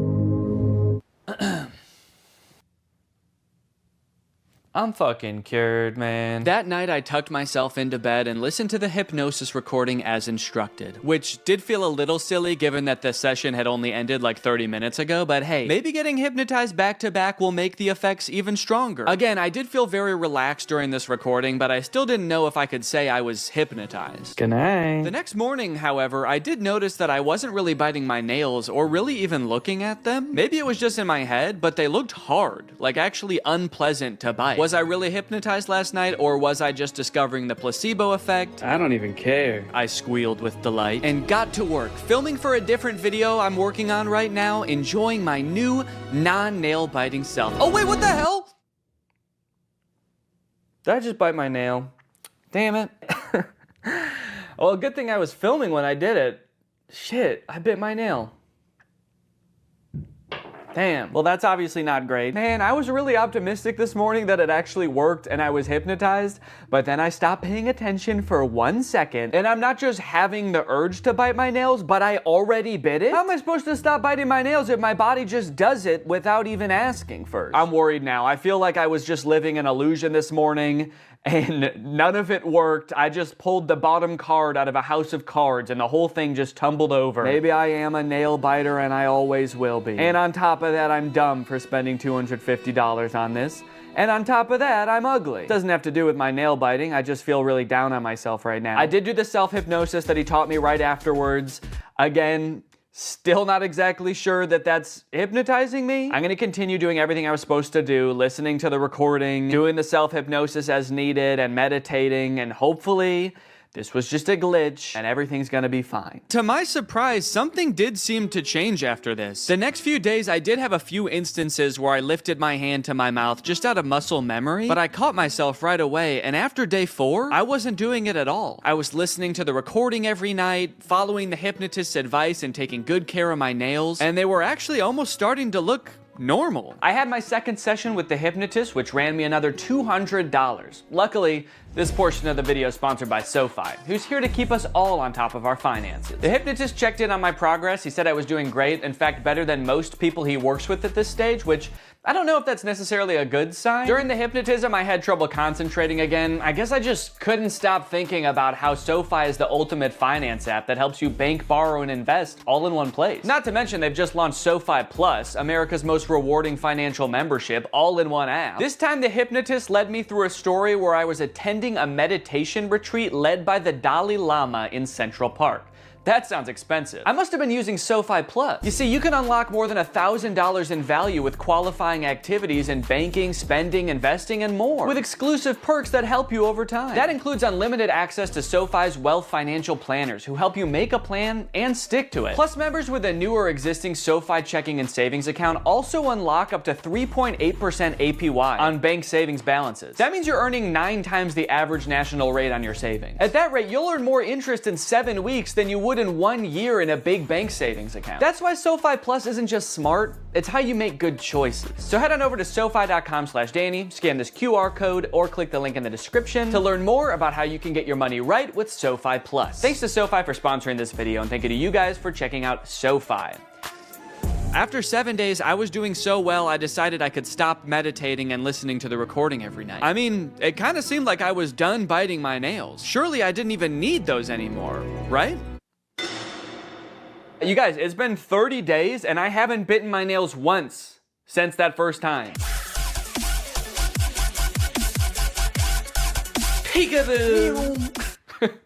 Kind of a crazy way to reveal my nails. Look, now just because I stopped biting my nails, does that 100% mean that I for sure got hypnotized? No, honestly, no, I don't think it does. Honestly, I think it's possible that I was hypnotized, but I'm leaning towards I don't think so. Honestly, I kind of feel like it was all the other advice on top of listening to that very inspirational, albeit non-hypnotizing recording every night that actually made the difference. At the end of the day, maybe I didn't need to get hypnotized to stop biting my nails. Maybe I had it in me all along, which is kind of inspirational and also makes me feel like shit in a way, because then it's like, why didn't I just do this earlier? Regardless, I am still open to the possibility that I was in fact hypnotized. I feel like if I can get hypnotized by the stage hypnotist, then I'll know for sure what being hypnotized feels like, and then I'll know for sure if I was hypnotized back then too. Hypnosis is a state of focus without much awareness of peripheral noise. You're concentrated on one thing and the world kind of slips away. This is stage hypnotist Chris Jones. He's been on America's Got Talent. He's performed all over the world for over a decade. So if anyone's going to be able to hypnotize me, it better be this guy. Also, the GoPro on my head died the second we started getting hypnotized, so don't get your hopes up for any shots from this camera. All right, fine, you can have this one, but that's it. Chris suggested that this would be a lot more fun with a group, so I got some friends together and we all sat down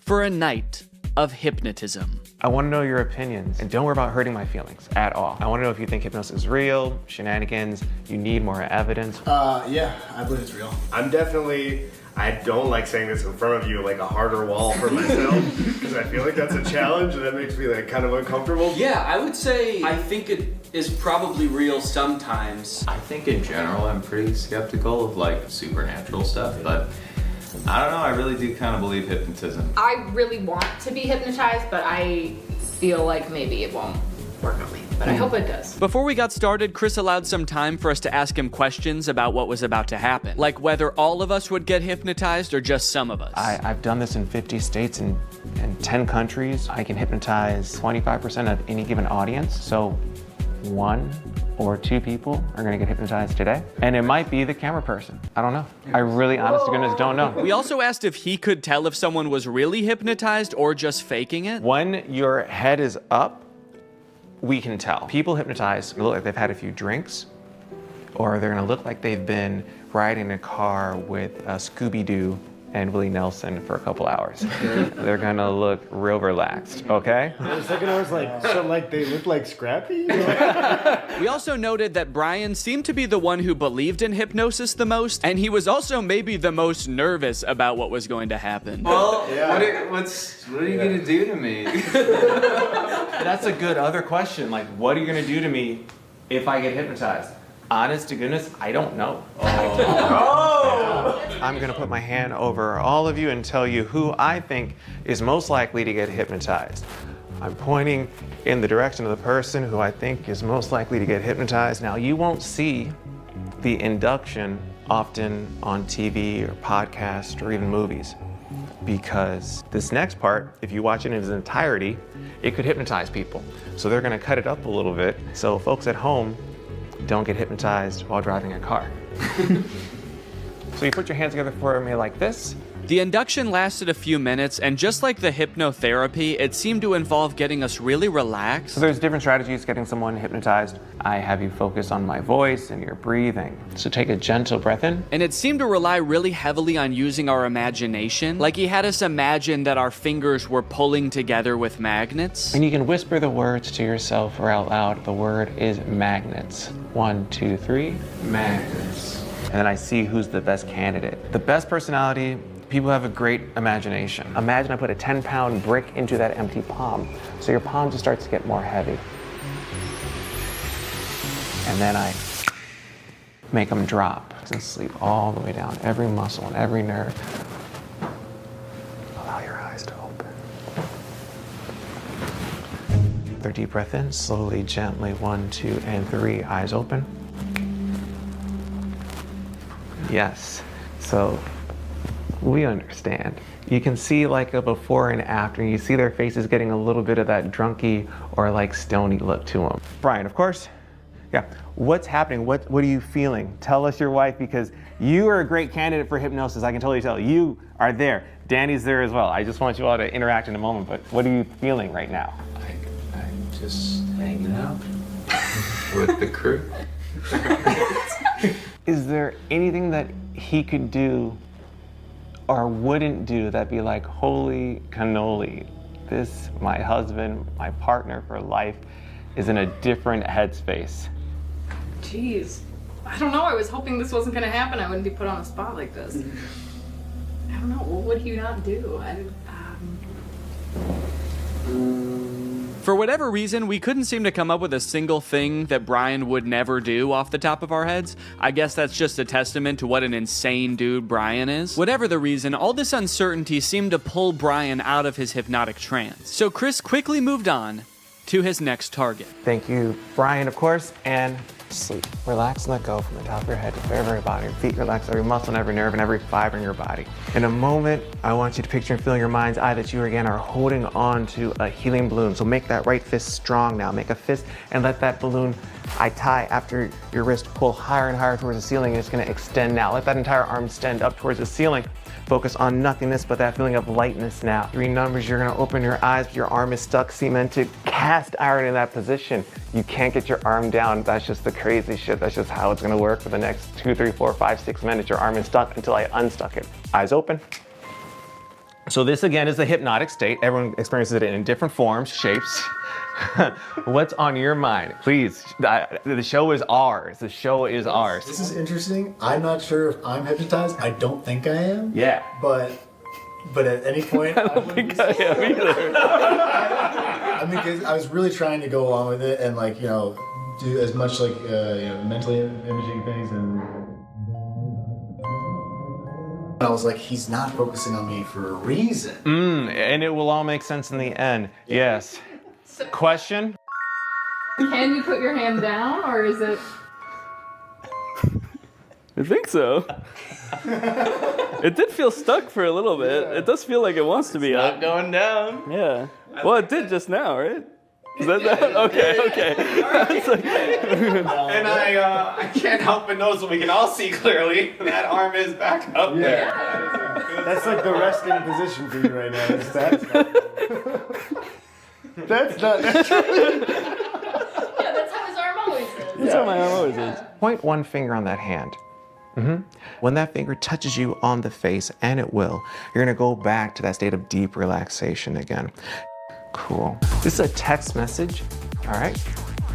All right, you can share that with your husband. Go to sleep, Brian. Go to sleep, Brian. Great. Sometimes you get some folks. Okay.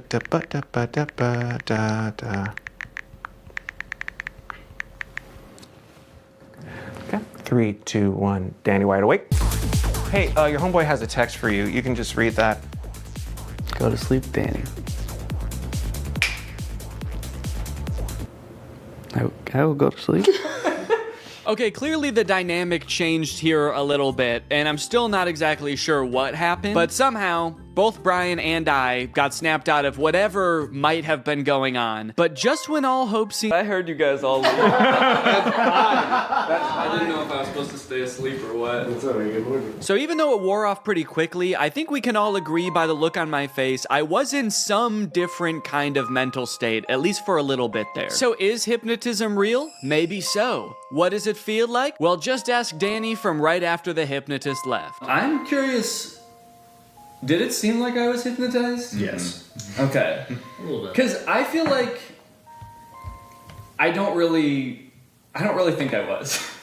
Really? Naturally, what followed was about 20 minutes of the rest of the group trying to convince me that I was in fact hypnotized. Physically, I was shocked with how much you guys collapsed. You two did definitely have like a very glassy. It almost feels like I'm gaslighting you about you being hypnotized. Like for somebody to come up and be like, sleep, and then you collapse is like such a suggestible state that is not your own. Am I just a little bitch that'll do anything anyone tells me? I can't believe it, but I genuinely didn't realize I was hypnotized until the next day when I watched the footage and realized how out of it I was. Okay, okay.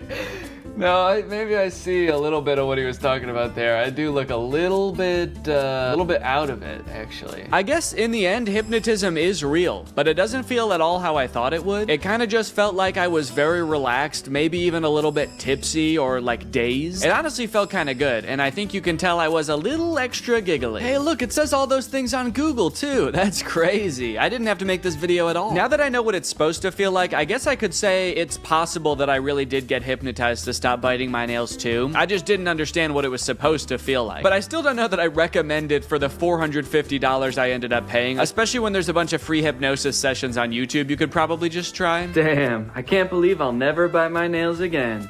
Thanks for watching, guys.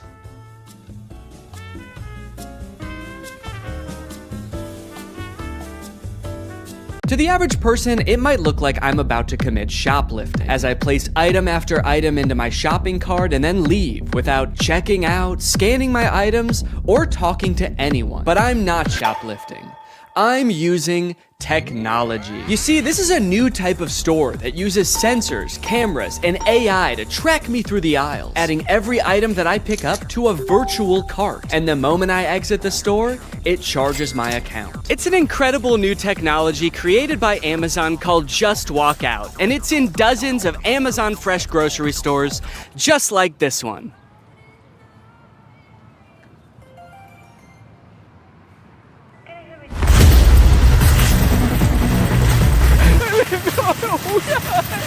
Oh,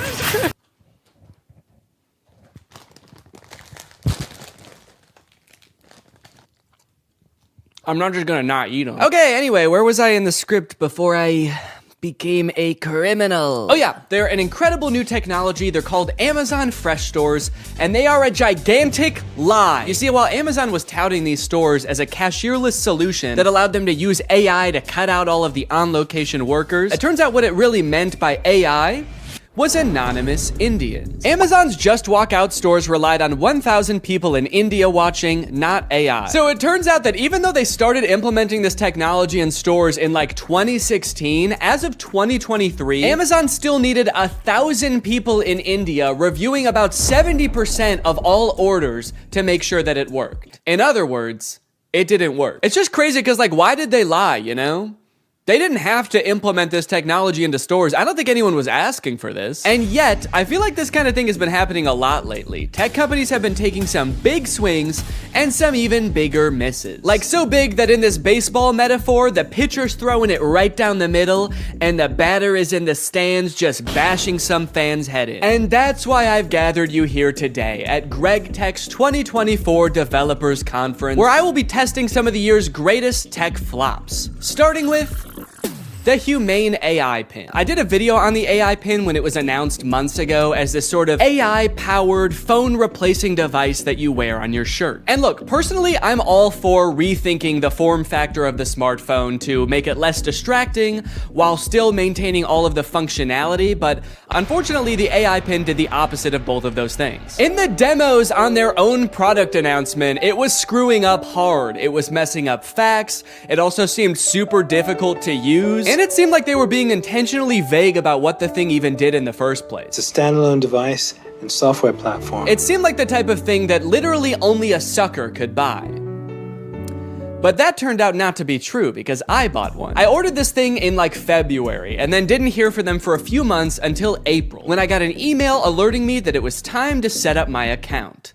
And boy, was I excited. So I'm gonna be honest, I kind of forgot that I bought this, but now my AI pin is ready to be personalized, apparently. Before we can ship you your AI pin, you will need to complete a few quick steps. So I have to set it up before they're even gonna send it to me? Kind of feels like they're calling my bluff. You don't really want this thing. How committed are you to the AI pin? Will you set it up before we even ship it to you? You probably won't configure your Humane subscription, set up your AI pin passcode, and add contacts. And honestly, I don't really want to do those things, but I guess they're not going to send it to me unless I do. It's time to set up your AI pin. There comes a time in every young man's life where he has to set up his AI pin. It's a rite of passage. Oh, that's fun. Woo! Is this it? Am I setting it up? Get a little over here, a little over here. It turns out that in addition to the $700 I spent on this thing, I also had to pay $24 a month to access features like the wireless network, cloud storage, and AI services, which in layman's terms are all of the things that the pin does. Luckily, the first 3 months of this service are free, so I probably will never have to actually pay for it. Set up your passcode. Okay, could you guys not look? I'm about to type in my secure passcode.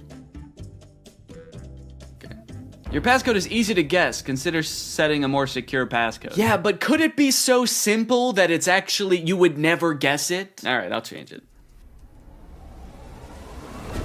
How is that easy to guess? It's my birthday. I guess does it know my birthday? Do you know my birthday? Fun fact, I actually didn't know this before recording this video, but it turns out almost every single combination of 4 numbers is easy to guess. How is that easy to guess? But eventually, I reached into the dark recesses of my mind and came up with a number combination so random, so, quite frankly, disgusting, that no one, not even God, not even me later in this video, will be able to guess it. Okay, well, let me write this down somewhere so that I don't forget it. Already using my phone for something because I don't have the pin yet, so I have to use the phone to remember the passcode to the thing that is gonna replace my phone. Connect your services. Oh, cool, I can connect my Google Photo and Title services, which I have both. And just like that, I was done. I have solved Humane's riddles, and now they have to send me my prize. All right, well, I guess the next time you see me, I'm gonna have the AI pin in my possession. It might even be right here. Okay, we'll see if I remember to do that transition. I don't remember the transition I was gonna do, so don't ask. At first I was pretty surprised by how big the box was. I thought that I had just ordered a little tiny pin, but I guess it comes with a bunch of accessories, like a sticker that just says Humane. Cool! But you guys don't care about all that. You guys just wanna see the pin. And my God, she was beautiful. Oh shit. Okay, that's my bad. No, I thought that it was gonna be attached in there more securely. Come on, Danny, you dunce! But a dunce who was about to become half dunce and half machine. Oh! In order to start using the pin, I had to unlock it with my passcode, which was explained to me via the laser ink display and an extremely coherent AI voice. To enter your pass, tap the touchpad, push, and then pull your hand out to get started. Then raise it if you don't see the laser ink display. Okay, this is kind of crazy though. Look at it. Look at this. This is like the weirdest way to type in a number ever. I'm gonna do my passcode now. Wrong. I forgot what my passcode was. Incorrect passcode? What would I have made my passcode? I forgot that I made a passcode. I forgot that I wrote the passcode down in my phone. I tried to click forgot passcode and it told me to go to this website to change it. But somehow, in order to do that, you need to know your existing passcode. Luckily, I recorded me making the passcode so I could go back and watch the screen recording of me doing it. If I was not a YouTuber recording a video about this product, I think I would be locked out forever. Come on, come on, come on, please. Yes, yes, welcome Danny. All right. After months of waiting, I was in. Now it's time to see what this device is capable of. What is my name? Your name is not currently known. Please provide it if you would like it to be remembered. Actually, what's a cool kind of techno cyber sounding name that you could call me instead? Creating name. How about Neon Vortex? Yeah, call me that. Noting your name as Neon Vortex. I know I might have seemed all cheery and excited about this name on the surface, but the truth is, it destroyed me. I have never heard a name before that not only sounded so cool, but also embodied everything I wished I was. Suave, confident, futuristic. He was everything. Everything I could never be. Neon Vortex. This is the home screen. I'm all caught up, whatever that means. Nothing to report here, man. Don't worry. You've got nothing to worry about. Your AI pin needs to cool down for a few minutes.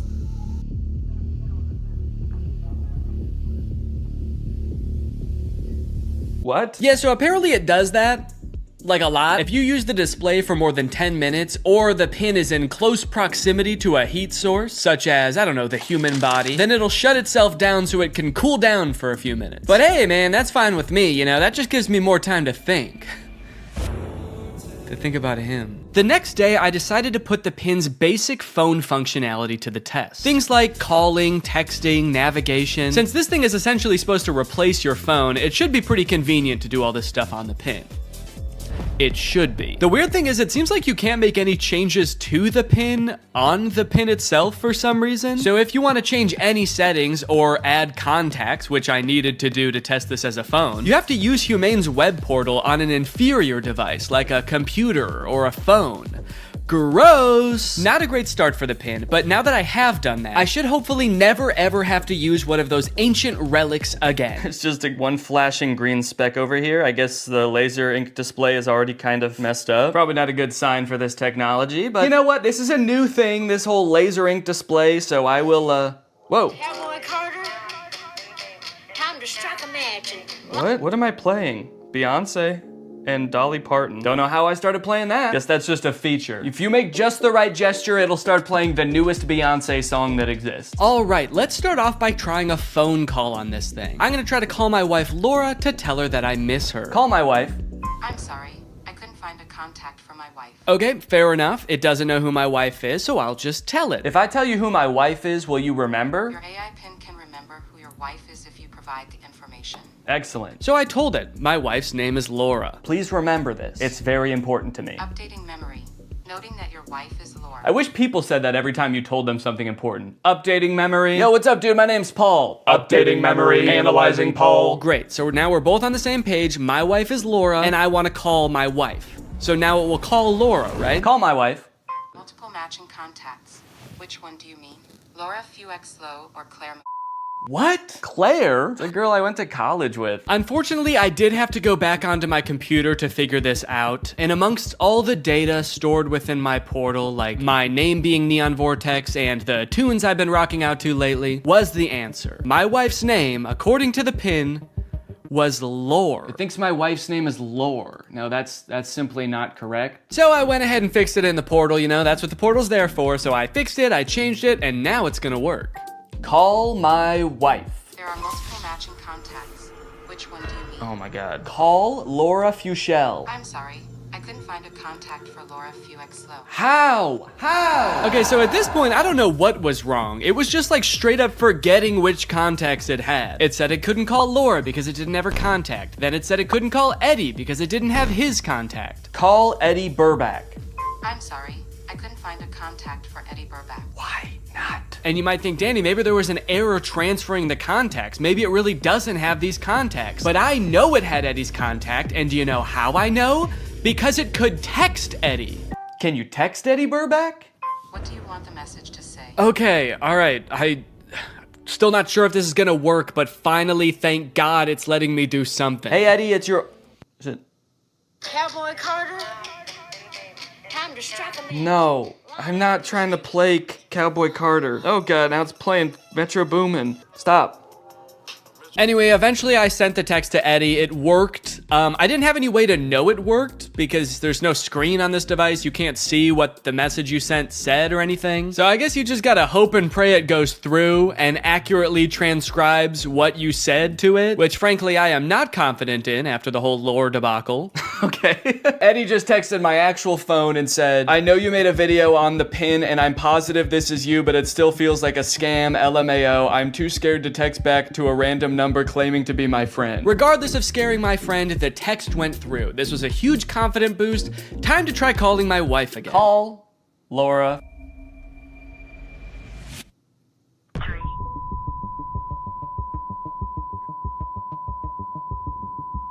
What? What is... Has been recorded. Record your message after the tone. Oh, whoa. Simply hang No, up no. when done. Or for delivery Hang up. options, press the pound sign. I don't want to play like that. I don't want to play Metro Boomin. Hang up. Am I still recording a message? Cancel. I've been on the phone with her for a minute. Hang up.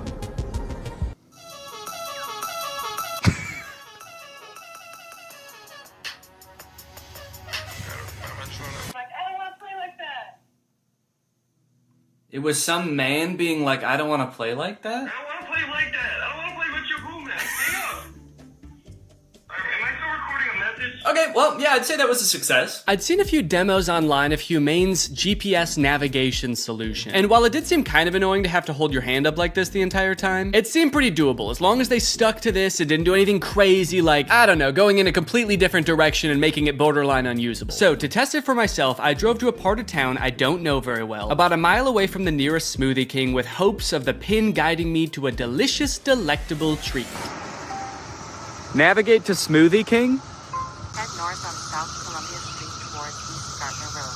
Turn right onto East Gardner Road, then left onto South Washington Street. Follow South What? Washington Street and turn right onto East Chicago Avenue. It just gave me all of the directions at once. I wasn't ready for it. What, am I supposed to have a notebook to write that down? Also, sorry for the noise. If you live in Illinois or one of the surrounding states, you know it's cicada season. It's the year of the cicada and they're everywhere. Oh. One just landed on my shoe and then got pissed off that I moved. Eventually, I realized if I look at the laser display, it displays the directions, but not like it did in any of the demos. It just gives you a block of text with every single direction written down. If you're in the shade, that is. If you're in the sun, it gives you nothing. Can't see anything. I was very confused by this and thought surely this could not be right. What happened to all those demos? So just to be sure I wasn't missing something, I asked it again, and this time I got an even stranger response. Directions to Smoothie King. For accurate and up-to-date directions, consider using a map service like Google Maps or a GPS navigation. What? Can you give me step-by-step walking instructions to the Smoothie King? For step-by-step walking directions, it's best to use a navigation app like Google Maps for the most accurate and up-to-date route. I thought you had navigation instructions. What? So now not only was it forgetting things that it could do in the demo, it was also forgetting that it just moments earlier had given me step-by-step instructions. This thing was regressing at a rapid rate, and if I ever wanted to get to Smoothie King, I was just gonna have to use the directions on my hand and go. Okay, well, I guess I'm just gonna use those written out directions, which start with head south on this road, Columbia Street, and I actually don't know which way is south, so I guess I just have to use the sun to try to figure that out. So the sun is directly overhead. What does that mean? Okay, while I'm walking aimlessly, I just got a text from Laura. So I'm gonna use a feature that I've seen them use in the demos where you tell it to catch me up on all my notifications. Tell me what I missed. And it's supposed to like summarize all your notifications. Since I just have one, I assume it's just gonna tell me what Laura said. Can you catch me up? Your message to Laura Fuexlo says, can you catch me up? Okay to send? No, I want you to tell me what Laura said. What did she say? Can you tell me what she said? Finding Laura. Finding Laura? Laura asked, okay, hello, what we thinking about lunch? Oh no, guys. I told Laura that I was having a smoothie for lunch, and now she's saying that she wants a smoothie for lunch too, and I didn't have the heart to tell her that I was just meandering aimlessly down the street with no clear end in sight. And I told her I would get her one, which means I'm on a time crunch now. So that's when I had to kick it into high gear. Walking under the beating sun, through a sea of cicada corpses, I trudged, and I trudged. Then I realized I had been walking the wrong way for 10 minutes, so I trudged the other way. And after about 35 minutes, I finally made it. I got my smoothies. Let's go. Let's go. Take a picture of my smoothies.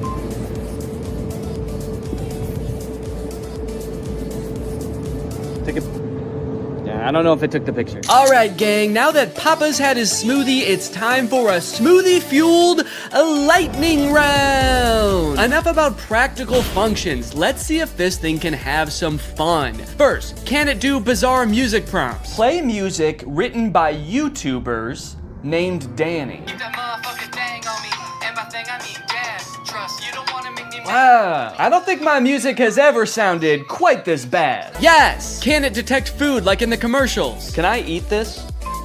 Yes, you can eat the mandarin orange. Yes! Unless it's a tomato and you hold it so I can't see the stem, in which case it thinks it's a red ball. It's a red ball. No, you cannot eat it. Oh, what are you, my mother? I'm eating the red ball. Not safe to eat the red ball. Please reconsider. Can it prevent me from eating too much salt? No, you cannot eat the salt directly. It's meant to be used in small amounts to season food. Yes! Can I buy things like in the demo? What is this book?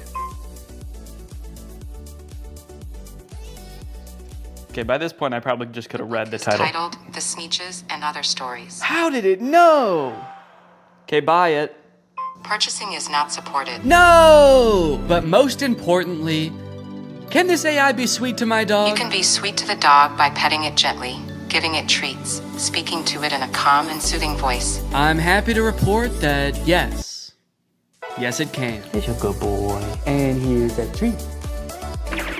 Good boy. You know what? Now this isn't so bad. This is just petting a dog. This has nothing to do with the AI pin. Does anyone want to buy this from me? It's really good. Over the past few months, Mark Zuckerberg has been hopping on the AI bandwagon hard, adding AI features to all of Meta's apps, most notably perhaps in Instagram, where you can't even go to the search bar without Meta's AI trying to suggest searches to you. Sorry, do you think that I came to the search bar because I knew I wanted to search, but I didn't know what for?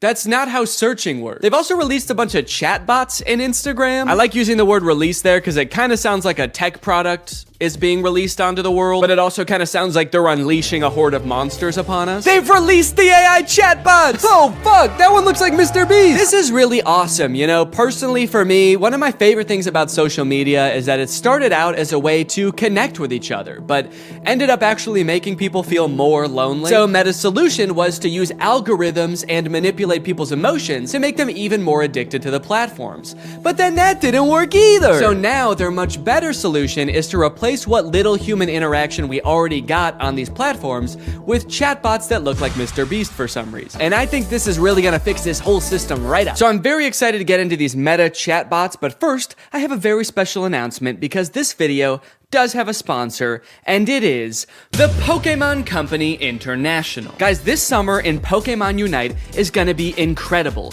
You got Ho-Oh sweeping in, and you can snag it for 0 cost. You also have a very cool looking Dark Lord style Charizard Hollowware, which is so cool, and I wish somebody would call me Dark Lord style just once in my life. This summer, you could catch me roaming around the gamer world. My trainer's name is Danky Gonky. Go ahead, hit me up, add me to your squad, let's go and do some battles together. There's a challenge called the Divine Forest Challenge that lets you trade for a Ho-Oh's license, and guys, let me just tell you, Ho-Oh's no joke. Bringing back defeated allies with its Unite move, Rekindling Flame. You got other sick moves like Sky Attack, Fire Spin. You're gonna be unstoppable with this thing. This game is just busting at the seams with gifts, daily free prize machine ball throws that promise a Hollowware treasure. So if you wanna hop into the game, click the link in the description, get into the Pokemon world, and make this a summer to remember. Again, click the link in the description to get Unite today. It's totally free to start on iOS, Android, and Nintendo Switch. And now let's talk chatbots. I'm still actually not sure what the point of adding these chatbots into Instagram is, so I asked it, what can you do? To which it responded that it can help in a variety of ways, from helping to plan a vacation to creating art, which is actually kind of a crazy coincidence because those are the exact two things that I would literally never want an AI to do for me. It went on to say that its strengths are answering questions, generating text and images, and just chatting. But at this point, all I could think about was the fact that it told me it could plan a vacation. I thought there was no way it could actually do that. And I was right. Can you help me plan a vacation? I'd be happy to help you plan a vacation. To get started, I'll need to know a few details from you. Here are some questions to consider. Where are you interested in going? How long do you have for vacation? What type of vacation are you looking for? What is your budget for the trip? Are there any specific activities? Do you have any preferences for accommodations? So I'm gonna say I wanna go somewhere fun and tropical, a nice getaway for me and the family. I'd like to stay at a hotel for 5 days. With all of this information, it suggested a few tropical getaway locations like Hawaii, Cancun, Phuket. But then it said something that I did not expect. It says it can also help me with booking flights and hotels. How can Instagram book me a flight? I'm calling its bluff. I actually don't think this has the capability to do that because why should it and why would it? So I'm gonna say, okay, book me a flight for next week to Cancun and book the hotel. For flights, I recommend checking out websites like Expedia, Kayak, or directly on airlines websites such as American Airlines, Delta, or United. Yeah, great idea. That's what I would have done anyway. That's like if I went up to an old lady who needed help crossing the street and I said, "Excuse me, ma'am, can I help you cross the street?" And she said, "Oh, thank you, young man, that would be lovely." And then I said, "All right, just put one foot right in front of the other until you get to the other side." And then I gave her a little shove, and I went on my way. Oh, good, it also listed hotel recommendations and then said you can book hotels through websites like link unavailable, or directly to the hotel's website. Thanks. Let me know if you'd like more recommendations or help with booking. Nah, man, I'm good. Okay, so maybe it lied about like the very first thing it said it could do. That could mean that this is a very poorly built tool that doesn't know nothing about crap. But on the other hand, it could mean that this is a very well-built tool that is evil and designed to lie. So I gave it another chance and asked it to entertain me with a game. Let's play a game of treasure hunt adventure. I'll be the game master and describe a scenario, and you decide what actions to take. Okay, pretty cool. This is like one of those old school text-based adventure games. It gave me this long introduction about how I've heard rumors there's a treasure hidden in the jungle, guarded by an ancient temple. It's really trying to set up this mystical world for you to explore. And then it gives me some multiple choice options. I am curious if I can pick options that aren't one of these options. I'm just gonna say, I find the treasure and go home.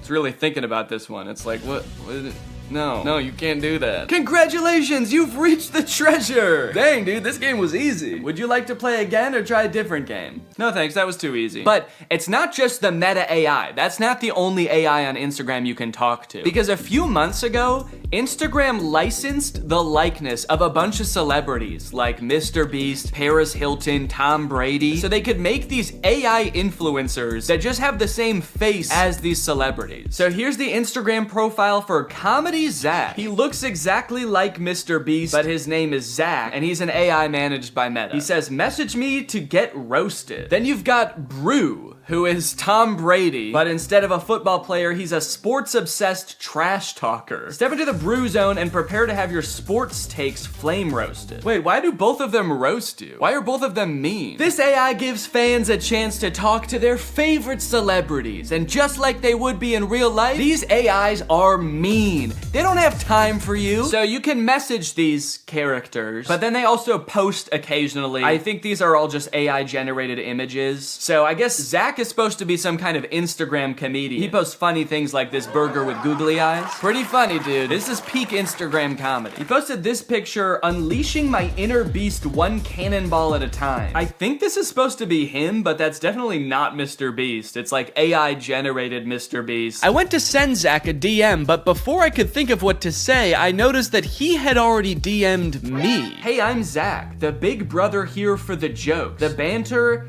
and not the feels. LOL, what's up? He's the big brother here for the jokes? He's like the big brother I never had. I do have a big brother, but he wasn't for the jokes. At the bottom of the chat, there's some suggestions of what you can say to him, just to get the ball rolling. And for some reason, despite Zach just saying that he's not here for the feels, the very first one is, I need cheering up. So I picked that one. Hey, what's going on? I'm here to help. You know I'm always good for a laugh. Let's get this party started. So he wants to know what's going on, and he's here to help, but he also wants to get the party started. He's like, hey man, calm down, all right?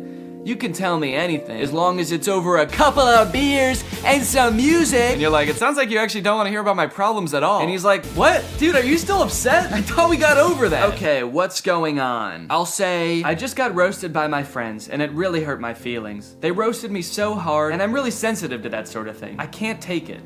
Oh, I accidentally said I can take it. They roasted me so hard. I can take it. I can take it. I'm fine! Ouch, that sounds rough. I feel you. I've been there too. Sometimes friends can get a little too comfortable and forget that their jokes can hurt. But hey, at least they think you're cool enough to roast, right? Yeah, I guess so. That's a good way to think about it. Maybe getting roasted just means I'm cool. Let's test it out. Give me your best roast. I'm just gonna trick him into roasting me, and then I'm gonna crumble under the pressure of his roast and try to make him feel bad about roasting me after just telling him that I'm sensitive to that sort of thing.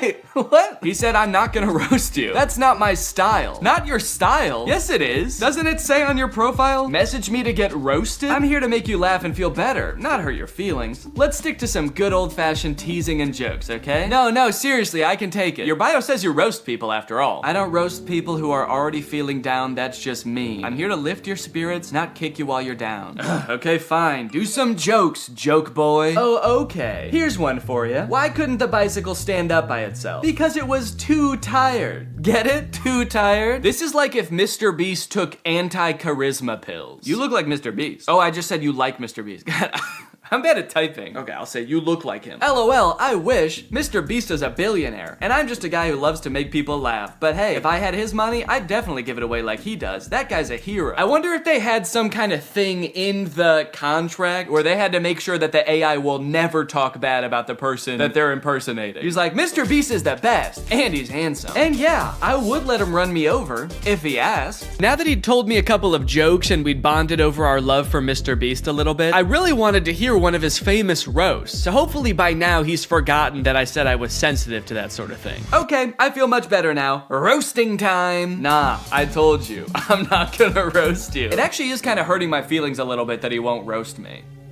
It makes me feel like I'm not cool enough to be his friend. Okay, this is seriously starting to piss me off. Why won't you roast me? You roast everyone else, and it is hurting my feelings so bad that you can't just lob one respectful zinger my way? I'm serious. Nope.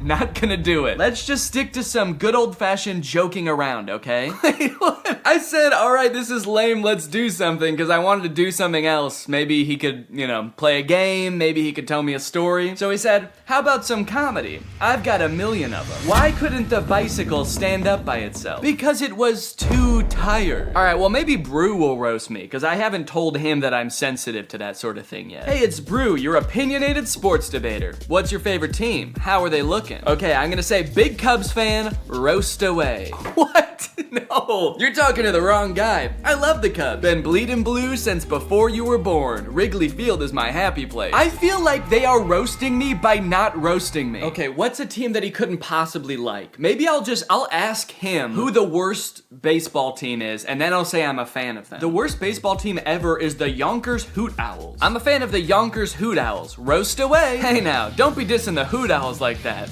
What?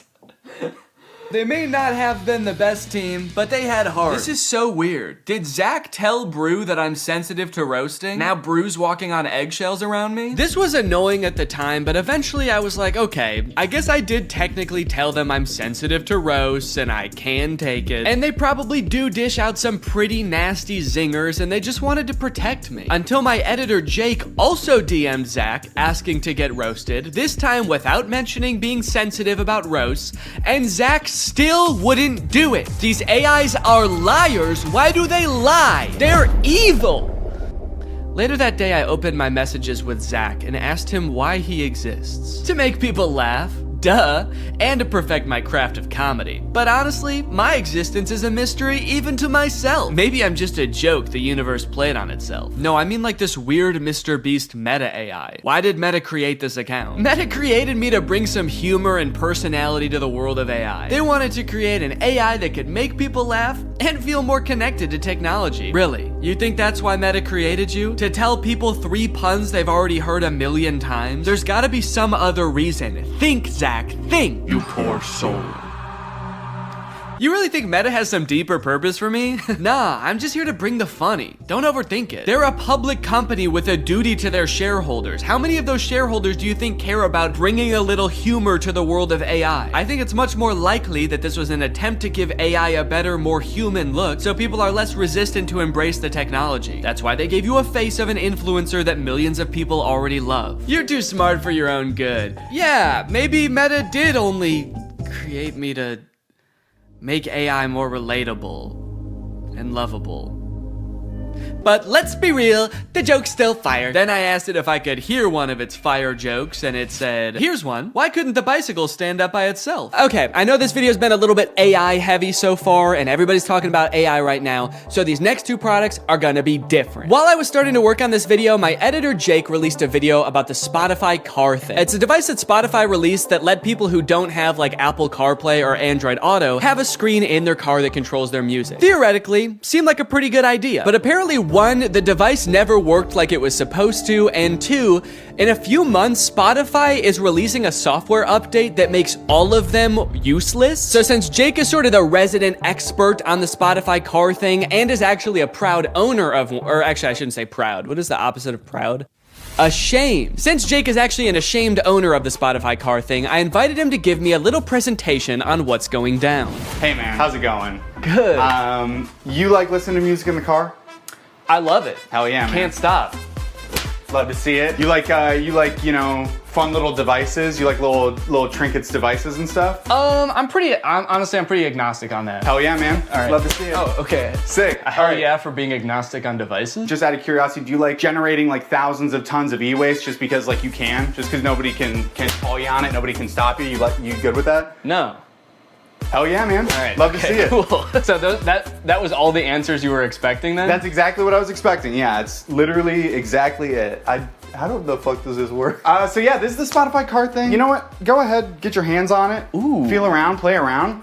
Show it to 0. So this is the Spotify car thing. First introduced in 2021. It's Spotify's premier hardware device for listening to music in your car. It boasts many impressive features, such as that big knob that you can turn to adjust volume. I like it. There's a whole screen that's not on right now. You'll see that in a minute. It's just a neat little device, and it's also, in my opinion, one of the worst things ever made. Let's go ahead, let's talk about how this came to be, talk about the timeline. In 2021, you had the announcement parentheses good. That is when Spotify said, we're making one of these things. It's gonna be a car device. You'll finally be able to listen to music in your car, something never before thought possible. Yes. You know, people were pretty excited about it, actually. Like, Spotify CEO said after they announced it that 2 million people signed up for like the wait list. Oh wow. For it, which I was surprised by. I didn't think anybody knew about this except for me. You thought this was the only one that existed. Yeah, they kind of led me to believe that I was special because of this. So this is potentially one of the most important events in the timeline. This is me buying my car thing. Okay. I bought this in 2022 and it became available to the public.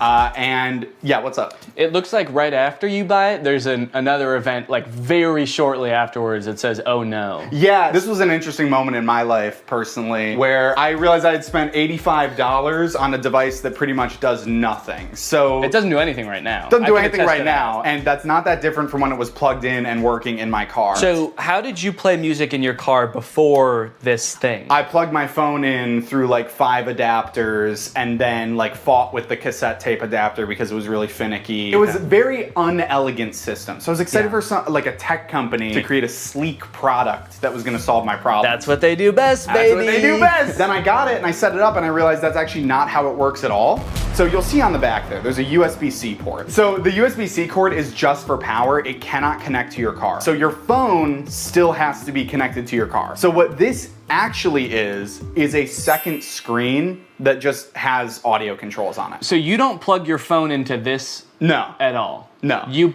plug your phone into the car still. And then you connect to this with Bluetooth, like a Bluetooth speaker. And then this controls your music. So this oh no moment was profound. I was like, oh God, I wasted what at the time I did the math equated to 10 hours of labor at my job. And I got pretty much nothing out of it. The only perceivable benefit I can see from this is if you want to have like music on one screen and then like your maps or like Family Guy clips on like the other while you're driving. Subway Surfer, Subway Surfers, sand cutting, etc. So nobody really buys the car thing. It's not like the most popular product on earth. And then Spotify takes notice of that and in February of 2024 decides, hey, guys, we were just kidding. It's not $90. Now it's $30, baby. Let's go. What a deal. What a deal. 60% off. I mean, that's incredible. Well, it's also really nice because since you decided that you didn't really even want this, now you can't even sell it for anywhere near the $85 you bought it for. You can only sell it for $30 at most. Exactly. And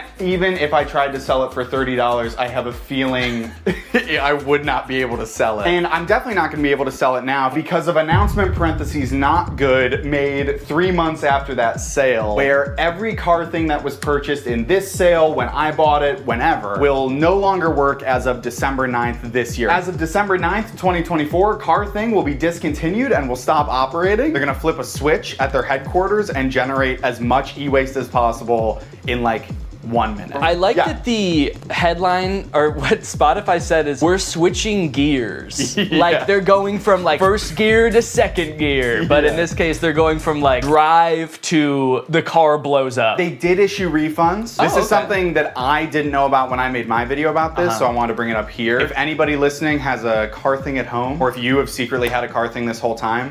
Yeah, well I have 7 of them, so that'll be good. So yes, you can get your refund, but I will say, refund is maybe a misleading word because what they do is they don't give you your money back to the, you know, the source of payment. They give you an equivalent amount of Spotify premium months as to what you paid. Okay. So I got 6 months of Spotify premium paid for and not my money back, which is still nice. It's still good of them. Did you use Spotify premium already? You had to use the car thing. Okay, That's of course. the other thing. We've talked a lot about what the Spotify car thing is. We've talked a lot about the ins and outs of this product, what it does, what it's good for, but as we know, light cannot exist without darkness. The sun cannot exist without the moon.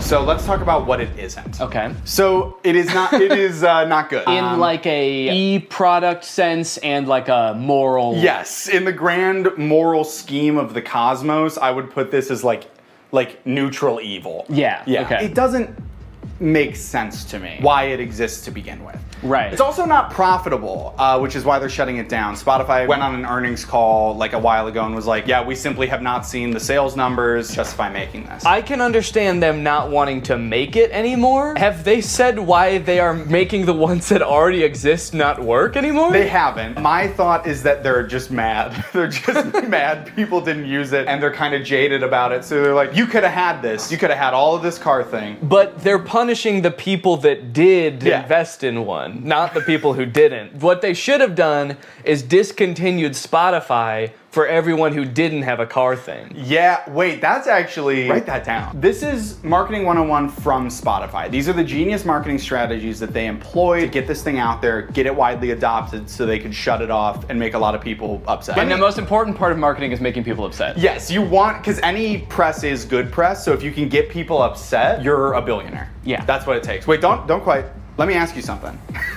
Okay. Back off. You pulled a gun. Let me ask you. Picture you are, I think his name is Daniel Ek, the CEO of Spotify. You're Daniel Ek. You're a bald man from Scandinavia. I might have to cut all that. I don't know if any of that is true. Have you been making up this entire presentation? No! Shut up! You're Daniel Ek, you're bald, you're Scandinavian, yeah. And you're launching a new product. You're creating a brand new piece of hardware. Your company doesn't really do that, but you do own the #1 streaming platform for music on earth. How would you choose to market this new product? Yeah, I would probably just advertise to people who use Spotify in Spotify. I hate to tell you this, Danny. You are failing Marketing 101 from Spotify. The key to advertising a product is to not put it in your extremely popular app. What you're gonna wanna do is reach out to people via email only. Okay. We know one thing about young people, they check their email and they enjoy doing it. And you're also gonna wanna make the function of the device in all this material extremely vague. You're gonna want the only image you send out in these emails to be this, which is the name of the device, what the device looks like, and then the vaguest sentence you've ever heard. This is the only picture of Spotify Car Thing that existed before it was available for release. When this first came out, I thought the name Car Thing was kind of cheeky, because it's like, it's a thing that goes in your car. But now that I know this is the only ad that existed for it, and it actually doesn't explain what the car thing does, it's a very poorly named product. My only guess is they were trying to avoid like false advertisement lawsuit when they inevitably shut it down and it actually doesn't do anything, so they couldn't call it like a music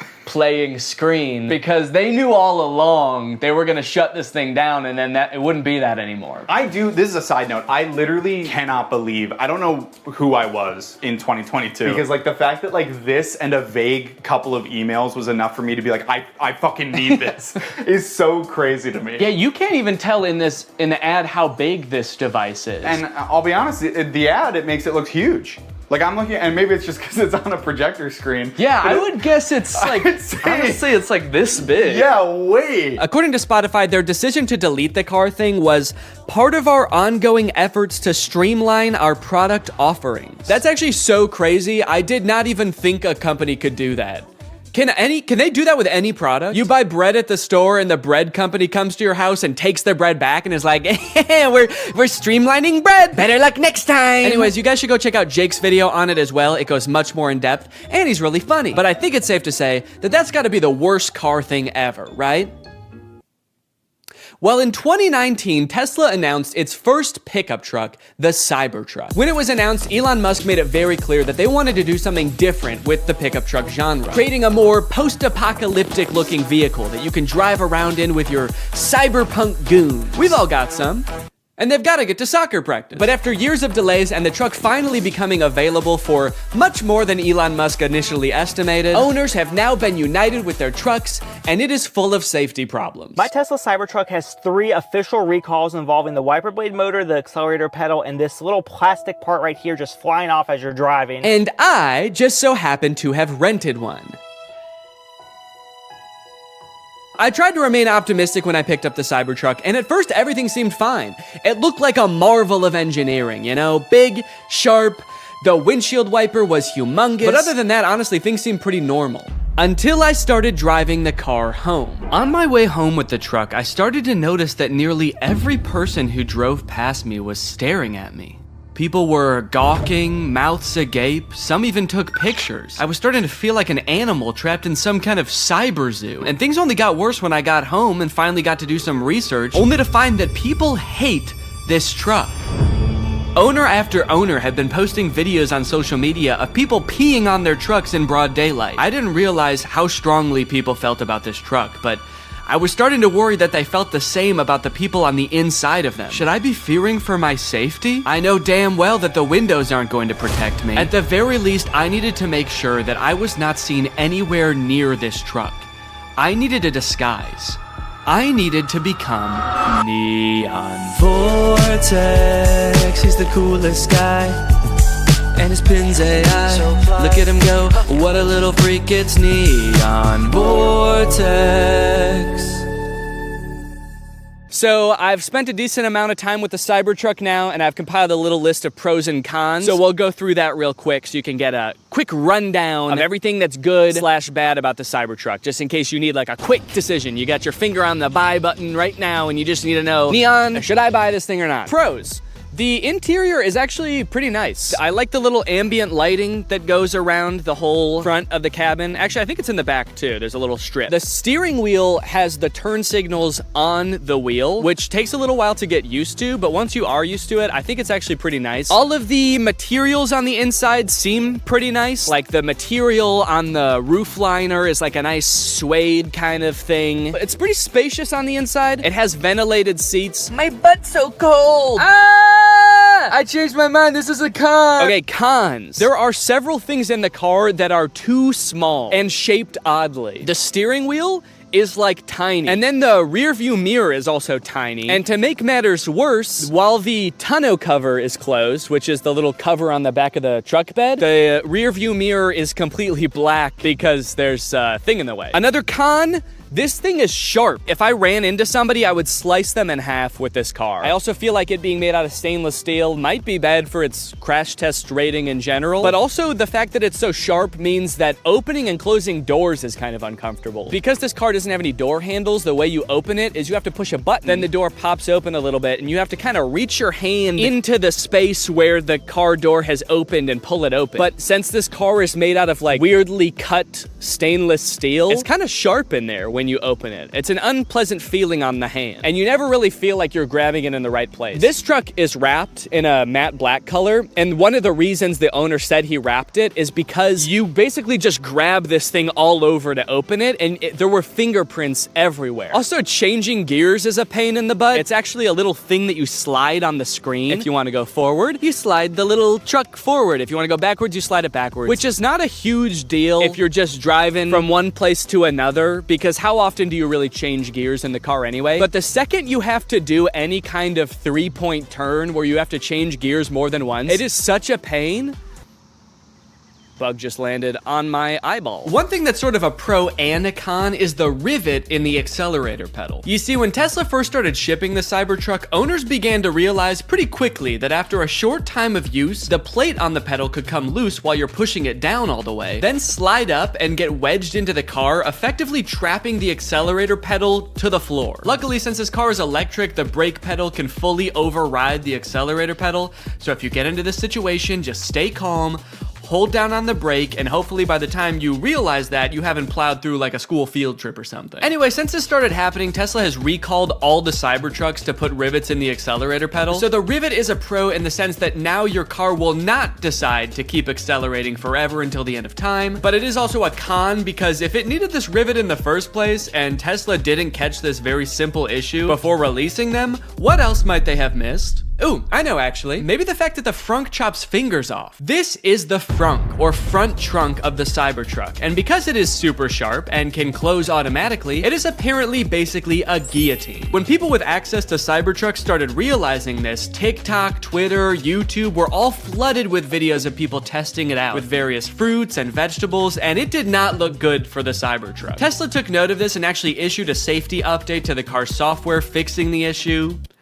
Kind of. The update led to yet another wave of videos, this time owners more confidently testing the frunk with their own hands. But what a lot of them didn't realize, however, is that the way Tesla fixed this issue is by making it so the first time you try closing the frunk, it closes very lightly, and if it notices any resistance at all, it comes back up, just how you'd want. But if you keep trying to close it after that, Tesla assumes, hey, maybe you've stuffed the frunk with a big bag, and you don't care if it closes a little bit harder, you just want the dang frunk closed. Surely Hopefully someone isn't just standing there slamming the frunk on their hand over and over, trying to prove their allegiance to Elon Musk. So when this Tesla nut Jeremy Judkins went to test out the new update, a little scared from how dangerous he'd heard it was before, he started out with his big sturdy forearm. Then he worked his way down to his hand, and finally his lone little index finger. Unbeknownst to him, the frunk was getting stronger and stronger every time until... Everybody's been waiting for this, the finger.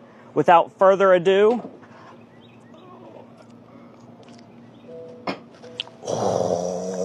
I feared for my finger for a second, not gonna lie. That's kind of bad. Yeah, so I wasn't gonna test this out on my own hand, but I did try it with my shoe.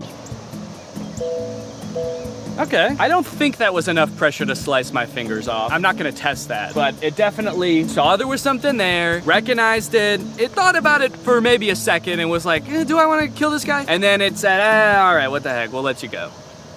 So that's nice. All right, driving test. It's time to take this thing out on the open road and kill somebody. One interesting thing right now is it says press to drive and it's showing a picture of the accelerator pedal. So I like that it kind of assumes that as a Cybertruck owner, you have no idea how to drive. The experience of driving a Cybertruck is a little different due to its unique steer-by-wire mechanism, which means the steering wheel is actually not physically controlling the wheels. It's doing it electronically, which means that it can do things like turn more sharply when you're in a parking lot and less sharply when you're at highway speeds. It's a cool idea in concept, I think, but it definitely took some getting used to, and also, I don't know, like, was this really a problem before?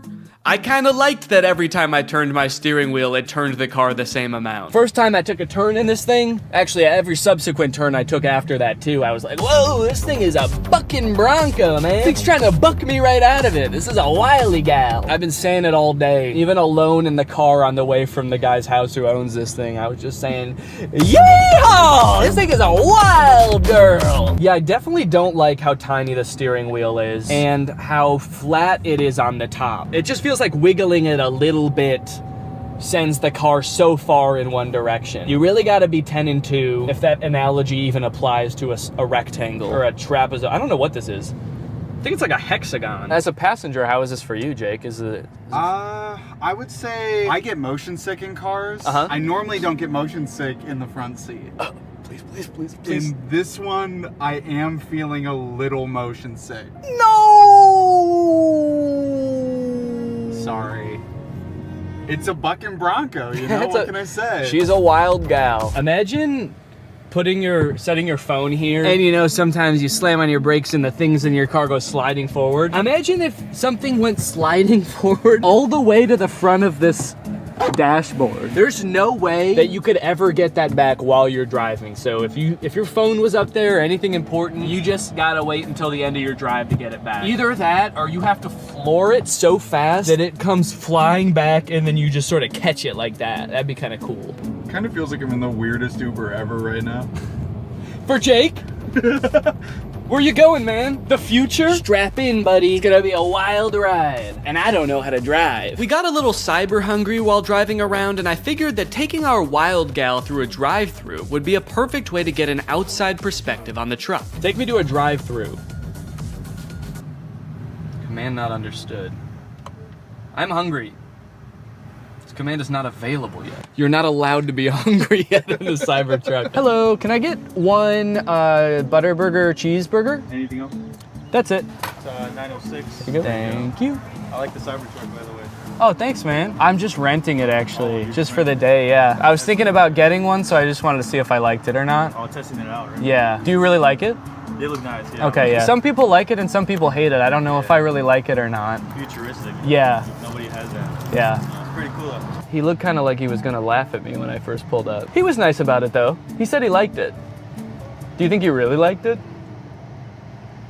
I may never know whether that guy really liked the Cybertruck or if he was just being polite, or worse yet, sarcastic. But while we were sitting in an empty church parking lot enjoying our meal, we were confronted again, but this time in a much stranger way. As we were sitting there minding our own business, a woman pulled up beside us and just stared into the car for a good like 30 seconds. This is very confusing.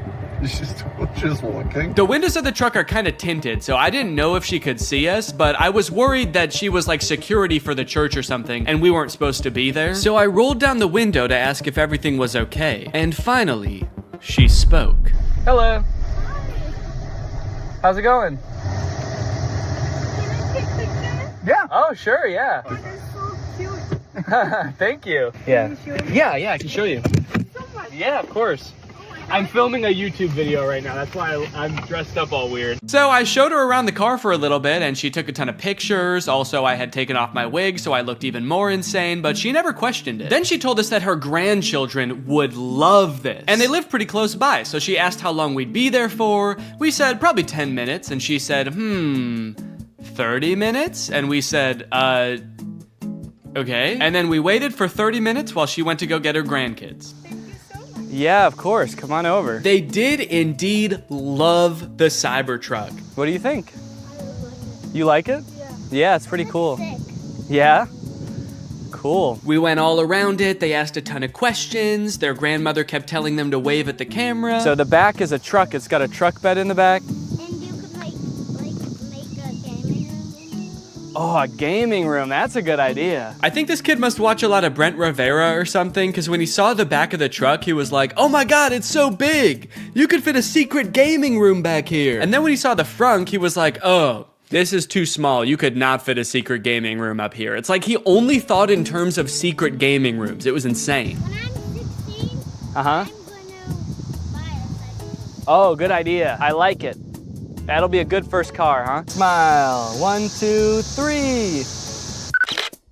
And with that, my time with the Cybertruck had come to an end. It was time to bring it back to the person I rented it from. And wait, what is that?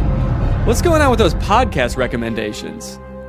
And you know what? The music recommendations too. Who owns this car? All right, that's it. I'm pissing on this thing. All right, guys. Well, thank you for watching this. I hope you enjoyed it. Make sure you subscribe and turn on my notifications to join.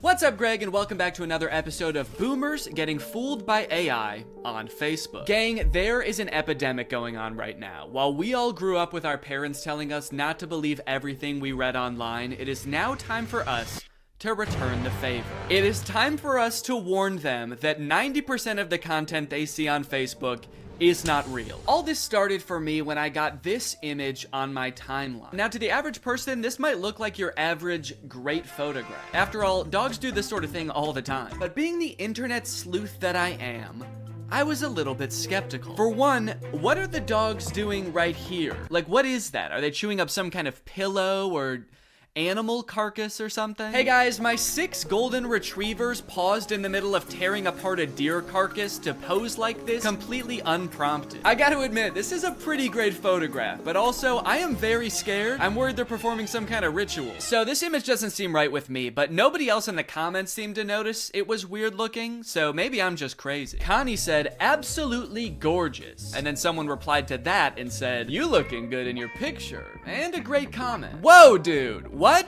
What a weird time to shoot your shot, dude. That was so out of the blue. Yeah, and actually, you know what's hotter than those dogs? You. And your comment. Hotter than the dogs? There's other weird parts of this image, like this dog that's either sitting on another dog or melted into another dog, but it is by far not the worst image on this account. You know, they say some people's dogs look exactly like their owners, and I think this is a great and terrifying example of that. There's a mix of responses on this image. Somebody should call the cops. Absolutely love. Creepy. Okay. Kinda mean. Look, I think we can all agree it's a terrifying image, but that baby did not choose to be born half dog, okay? He was probably cursed by a witch. Please be nice to him, he has enough to deal with. Plus, you haven't even seen this full image. You'd be really creeped out if you saw that this dog actually has human feet and ass. As I began to click on these AI-generated photos on Facebook, I started to get recommended them more and more, to the point where now, when I go on Facebook, it's pretty much just AI-generated content. This is another account that I found that posts images like this. It always seems to be a child sculpting something very impressive out of trash. And And the people in the comments just eat this stuff up, dude. Great work. Keep it up. Great talent. Nice one. Thanks. What do you mean, thanks? Did you ask the kid to build this? Oh, finally. The kid I hired to build me a car is done with it. I can't wait to drive it around. I am 2 feet tall and a caveman, so this is perfect for me. All of the images in this genre give off the vibe of like, oh, look at this poor kid. He probably lives in a rural African country. He's probably poor, doesn't have many resources. But despite all that, somehow he is an incredible sculptor. Somehow he's defied all logic and found 1 million cloves of garlic to recreate the Titanic with. Could you do us a favor, guys, and just toss him a like? Could you just do it or he'll cry? They're like baiting you into feeling bad for them and thinking they're cute so that you'll engage with the picture, obviously encouraging them. But I gotta say, honestly, this kid, I don't feel bad for him at all. This kid has so much garlic. This kid is like a garlic kingpin. You know this isn't all of his garlic either. He's probably got a garlic Lamborghini, a garlic mansion where he parks this garlic yacht. He's living better than me. This dude is the garlic Mr. Beast. Not to mention he's way more defended against vampire attacks than any of us. Great work. Beautiful artwork. Where does he get all this garlic from? Okay, it is nice to see people questioning the validity of this image. Part of me does kind of think that they're not actually questioning whether the image is real or not. They just legitimately think that he got the garlic through nefarious means or something. I'm asking myself the same question, and garlic is expensive. They're turning on the kid. Thief! A garlic thief! This kid is stealing garlic from people who need it. Must have some pretty big pockets to steal all that garlic, young man. That must be why your arms are so long. You use them for sneaking and stealing. I'm Sam, and I made this from real wood. Great job, Sam. Totally normal house. Has all the features of a regular house. Nothing more and nothing less. Guys, toss Sam a like if you don't think his house is going to eat him. I'm trying to figure out what was happening here. How did the AI come up with this? Do you think the prompt was like kid standing in front of a little kid house? And the AI was like, little kid house, huh? Say no more, I know what that means. It's obviously a house with the soul of a small child imbued within it. It's beautiful and so well designed. Yeah, I mean, honestly, aside from the fact that there's no way to get in or out of the house, it's the most beautiful sentient house I've ever seen. I collected bananas to sculpt this bunny. And this person says, you know, you can eat them too. Those bananas you're using to sculpt the bunny, you might think that God just placed them here on Earth to sculpt with, but take off the outer peel and you'll be surprised. Now, I gotta say that usually I would agree with this person, but these bananas actually do not look edible. I don't know what's going on here, but these are not normal bananas. In fact, this whole thing kind of just looks like one mutated banana melted together. I don't even think this kid sculpted this. He just found a banana that already looked like a bunny. Wow, look at this kid. He sculpted Jesus sitting on a whale out of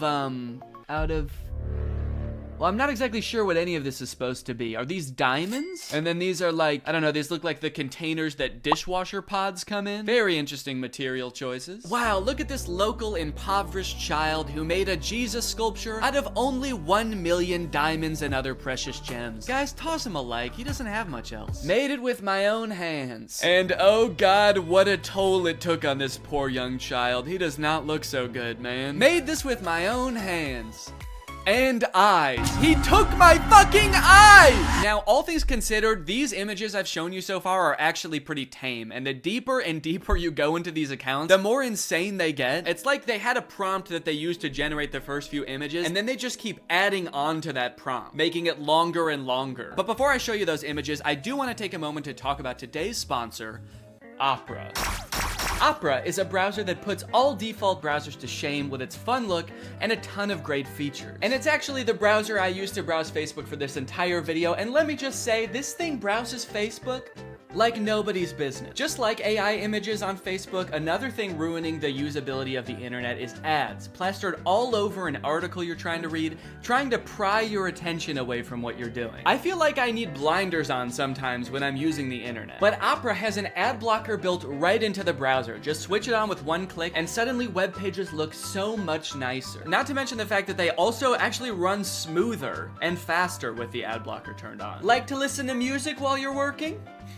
Who doesn't? I would be listening to music right now if I wasn't filming this video. That would be very distracting. Well, Opera has a music player built right into the sidebar of the browser, which works with Spotify, Apple Music, Deezer, Tidal, and more, so that you don't have to constantly be switching between apps. This makes me feel much more productive when I'm working to just have everything in one neat, tidy place. You also have the ability to take snapshots right within the app. You can add text, add stickers, turn it into a silly meme or a YouTube thumbnail. Then you can send them to friends using messengers like Facebook Messenger, WhatsApp, and Telegram, which are also built right into the sidebar of the browser. If you're working on the go, as I often do with my trusty laptop, you can switch on the battery saver with just one click, extending your browsing time by up to an hour. So if you want to check out Opera, it's totally free. Just use the link in my description to download Opera today. Thanks to Opera for sponsoring this video, and thank you to you guys for checking out Opera. Okay, like I was saying, the prompts just seem to keep getting longer and longer. It seems like one of the big tricks that these accounts use to get people to engage with them is by including Jesus or other Christianity symbols in their images. So this account at first just posted Jesus in the sand. This guy sculpted this gigantic Jesus thing. Everybody thinks it's beautiful. The caption is, "Why don't pictures like this ever trend?" Clearly baiting people to engage with it and like the picture. But then after Sand Jesus, I saw Sand Jesus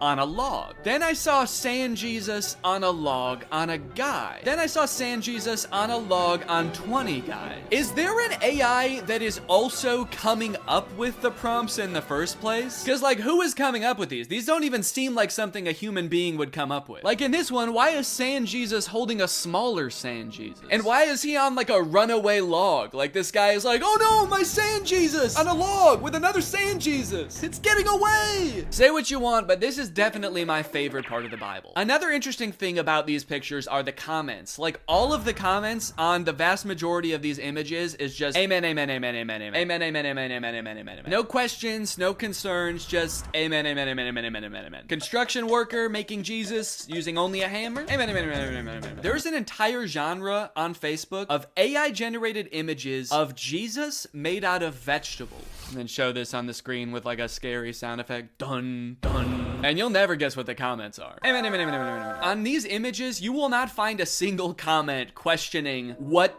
is going on here. Has this always been a thing? I don't think I've ever seen anything like this before. No one's questioning why these kids' hands are facing the wrong way. Why, if he is made out of vegetables, are his eyes so blue and lifelike? And obviously, I'm not trying to make fun of Christianity at all here. If anything, I think these pictures are kind of disrespectful to Christianity because they're just like using these fake, ridiculous images to bait people into engaging with their profile so that they make money. But you should already know by now, it gets worse. It gets way worse than vegetable Jesus, dude. You got crab Jesus, you got shrimp Jesus, and of course you have another shrimp Jesus. Amen, amen, amen. Who is this for? It's on like a legitimate Facebook account. This account has 117,000 followers. Who is meant to appreciate this image?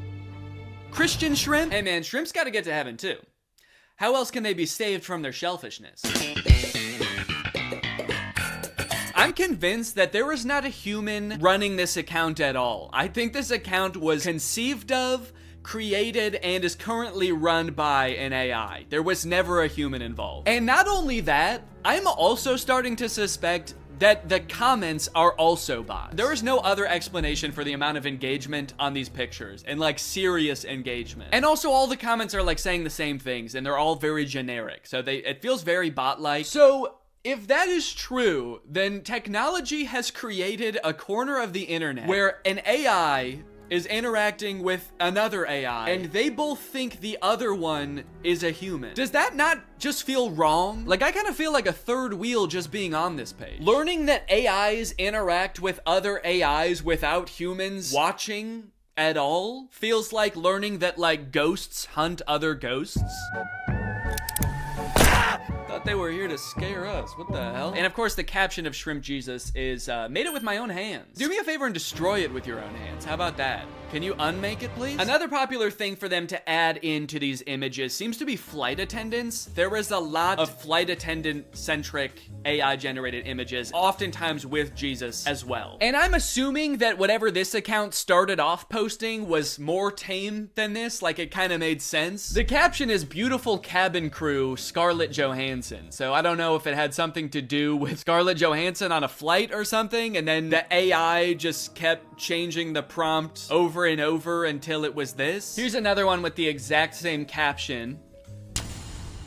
I like that a good amount of the comments on this one say good luck. Good luck, amen. Good luck, amen, ma'am. I have no fucking clue what's going on here, but good luck or congrats? I don't know, man. It's crazy how much these accounts post. If I just scroll through here, you can see these accounts post literally hundreds, if not thousands of times a day. Just post after post of nonsensical images. What is this? What is this supposed to be? And it's like, why? Do they make money from this? I've scrolled a lot through these types of pages, and I've never seen like a sponsored post or anything. So it's not like they're doing ads for companies using the following that they've built with these pages. Because like, who would the ads even be targeted to? Christian Shrimp? After doing some research, I found this video that this guy made called Make Money Posting AI Art on Facebook Using Free Tools, where he basically explains that you can sign up for Facebook's monetization program, and basically you get paid kind of like on YouTube based on how many views your image gets, and I think on Facebook it has something to do with how many likes. So some of these accounts might be making bank. Most people think that clickbait is some shady,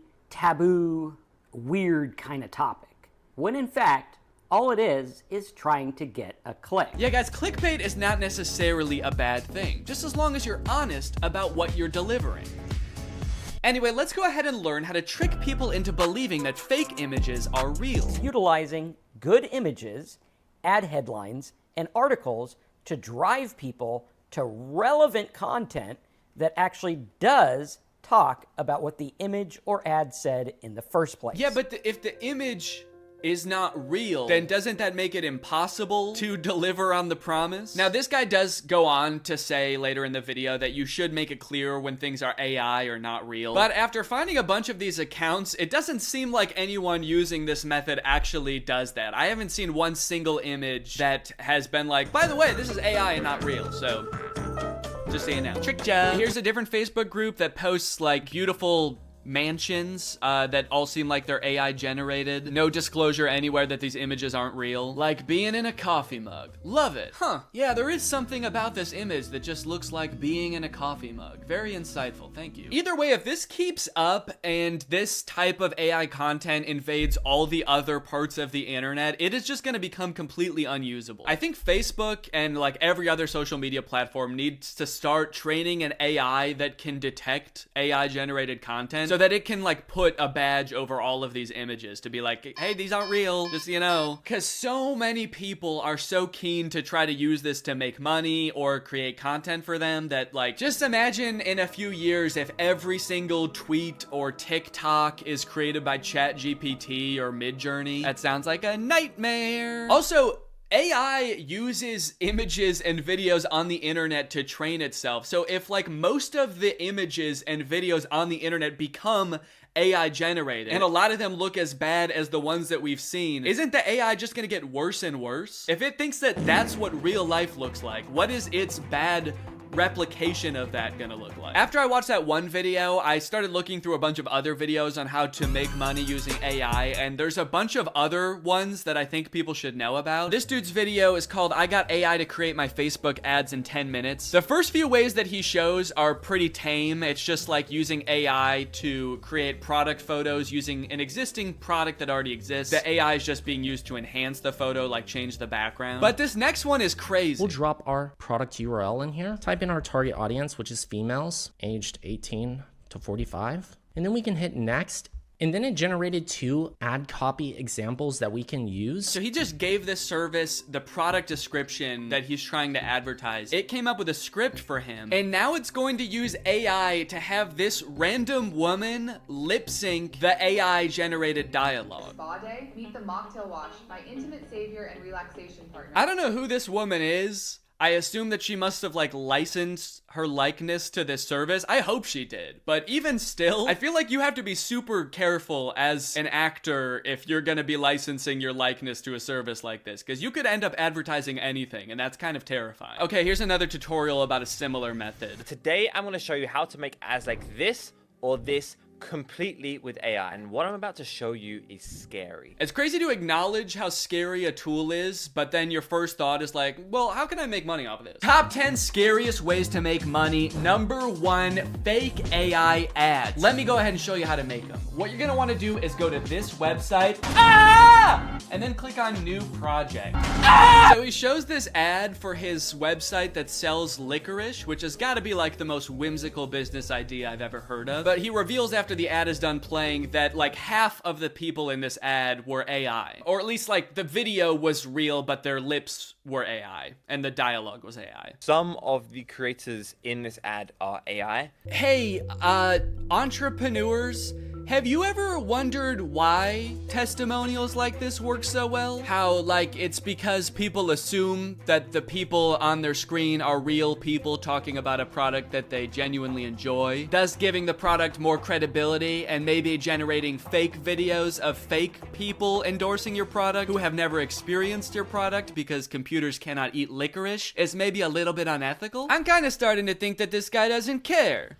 And that he thinks that we're all dumb. When we are speaking to people on the newsfeed, they are in their dumbest, most stupidest, dumbest state. Don't worry if you feel bad lying to people, guys. They're actually really dumb, so it's okay. Obviously, clickbait and scams and fake product testimonials have always existed and will always exist. It just sucks that it seems like it's becoming so much more accessible and a whole new generation of business owners are choosing to adopt the practice. AI is a really broad term, and in most cases it's a tool. And I've seen like artists use AI as a tool to improve their workflow, not just like using it to type in a prompt and use the result as an end product, but like use it like you would use any other tool in Photoshop. So if it's making artists' lives easier, I think that's one thing, but to use it to trick people or create the most bland or disturbing content I've ever seen on Facebook is super disappointing. And I'll be the first person to admit, like, it is cool that this technology exists. It's cool that computers can even generate such realistic, albeit horrifying images in the first place. But can we not just pause for a second to think about how doing stuff like this is gonna make nobody trust anything anymore? Or at the very least, the entire internet is just gonna become unusable because it's just gonna be bots interacting with other bots. Can someone make a movie like the movie Her, but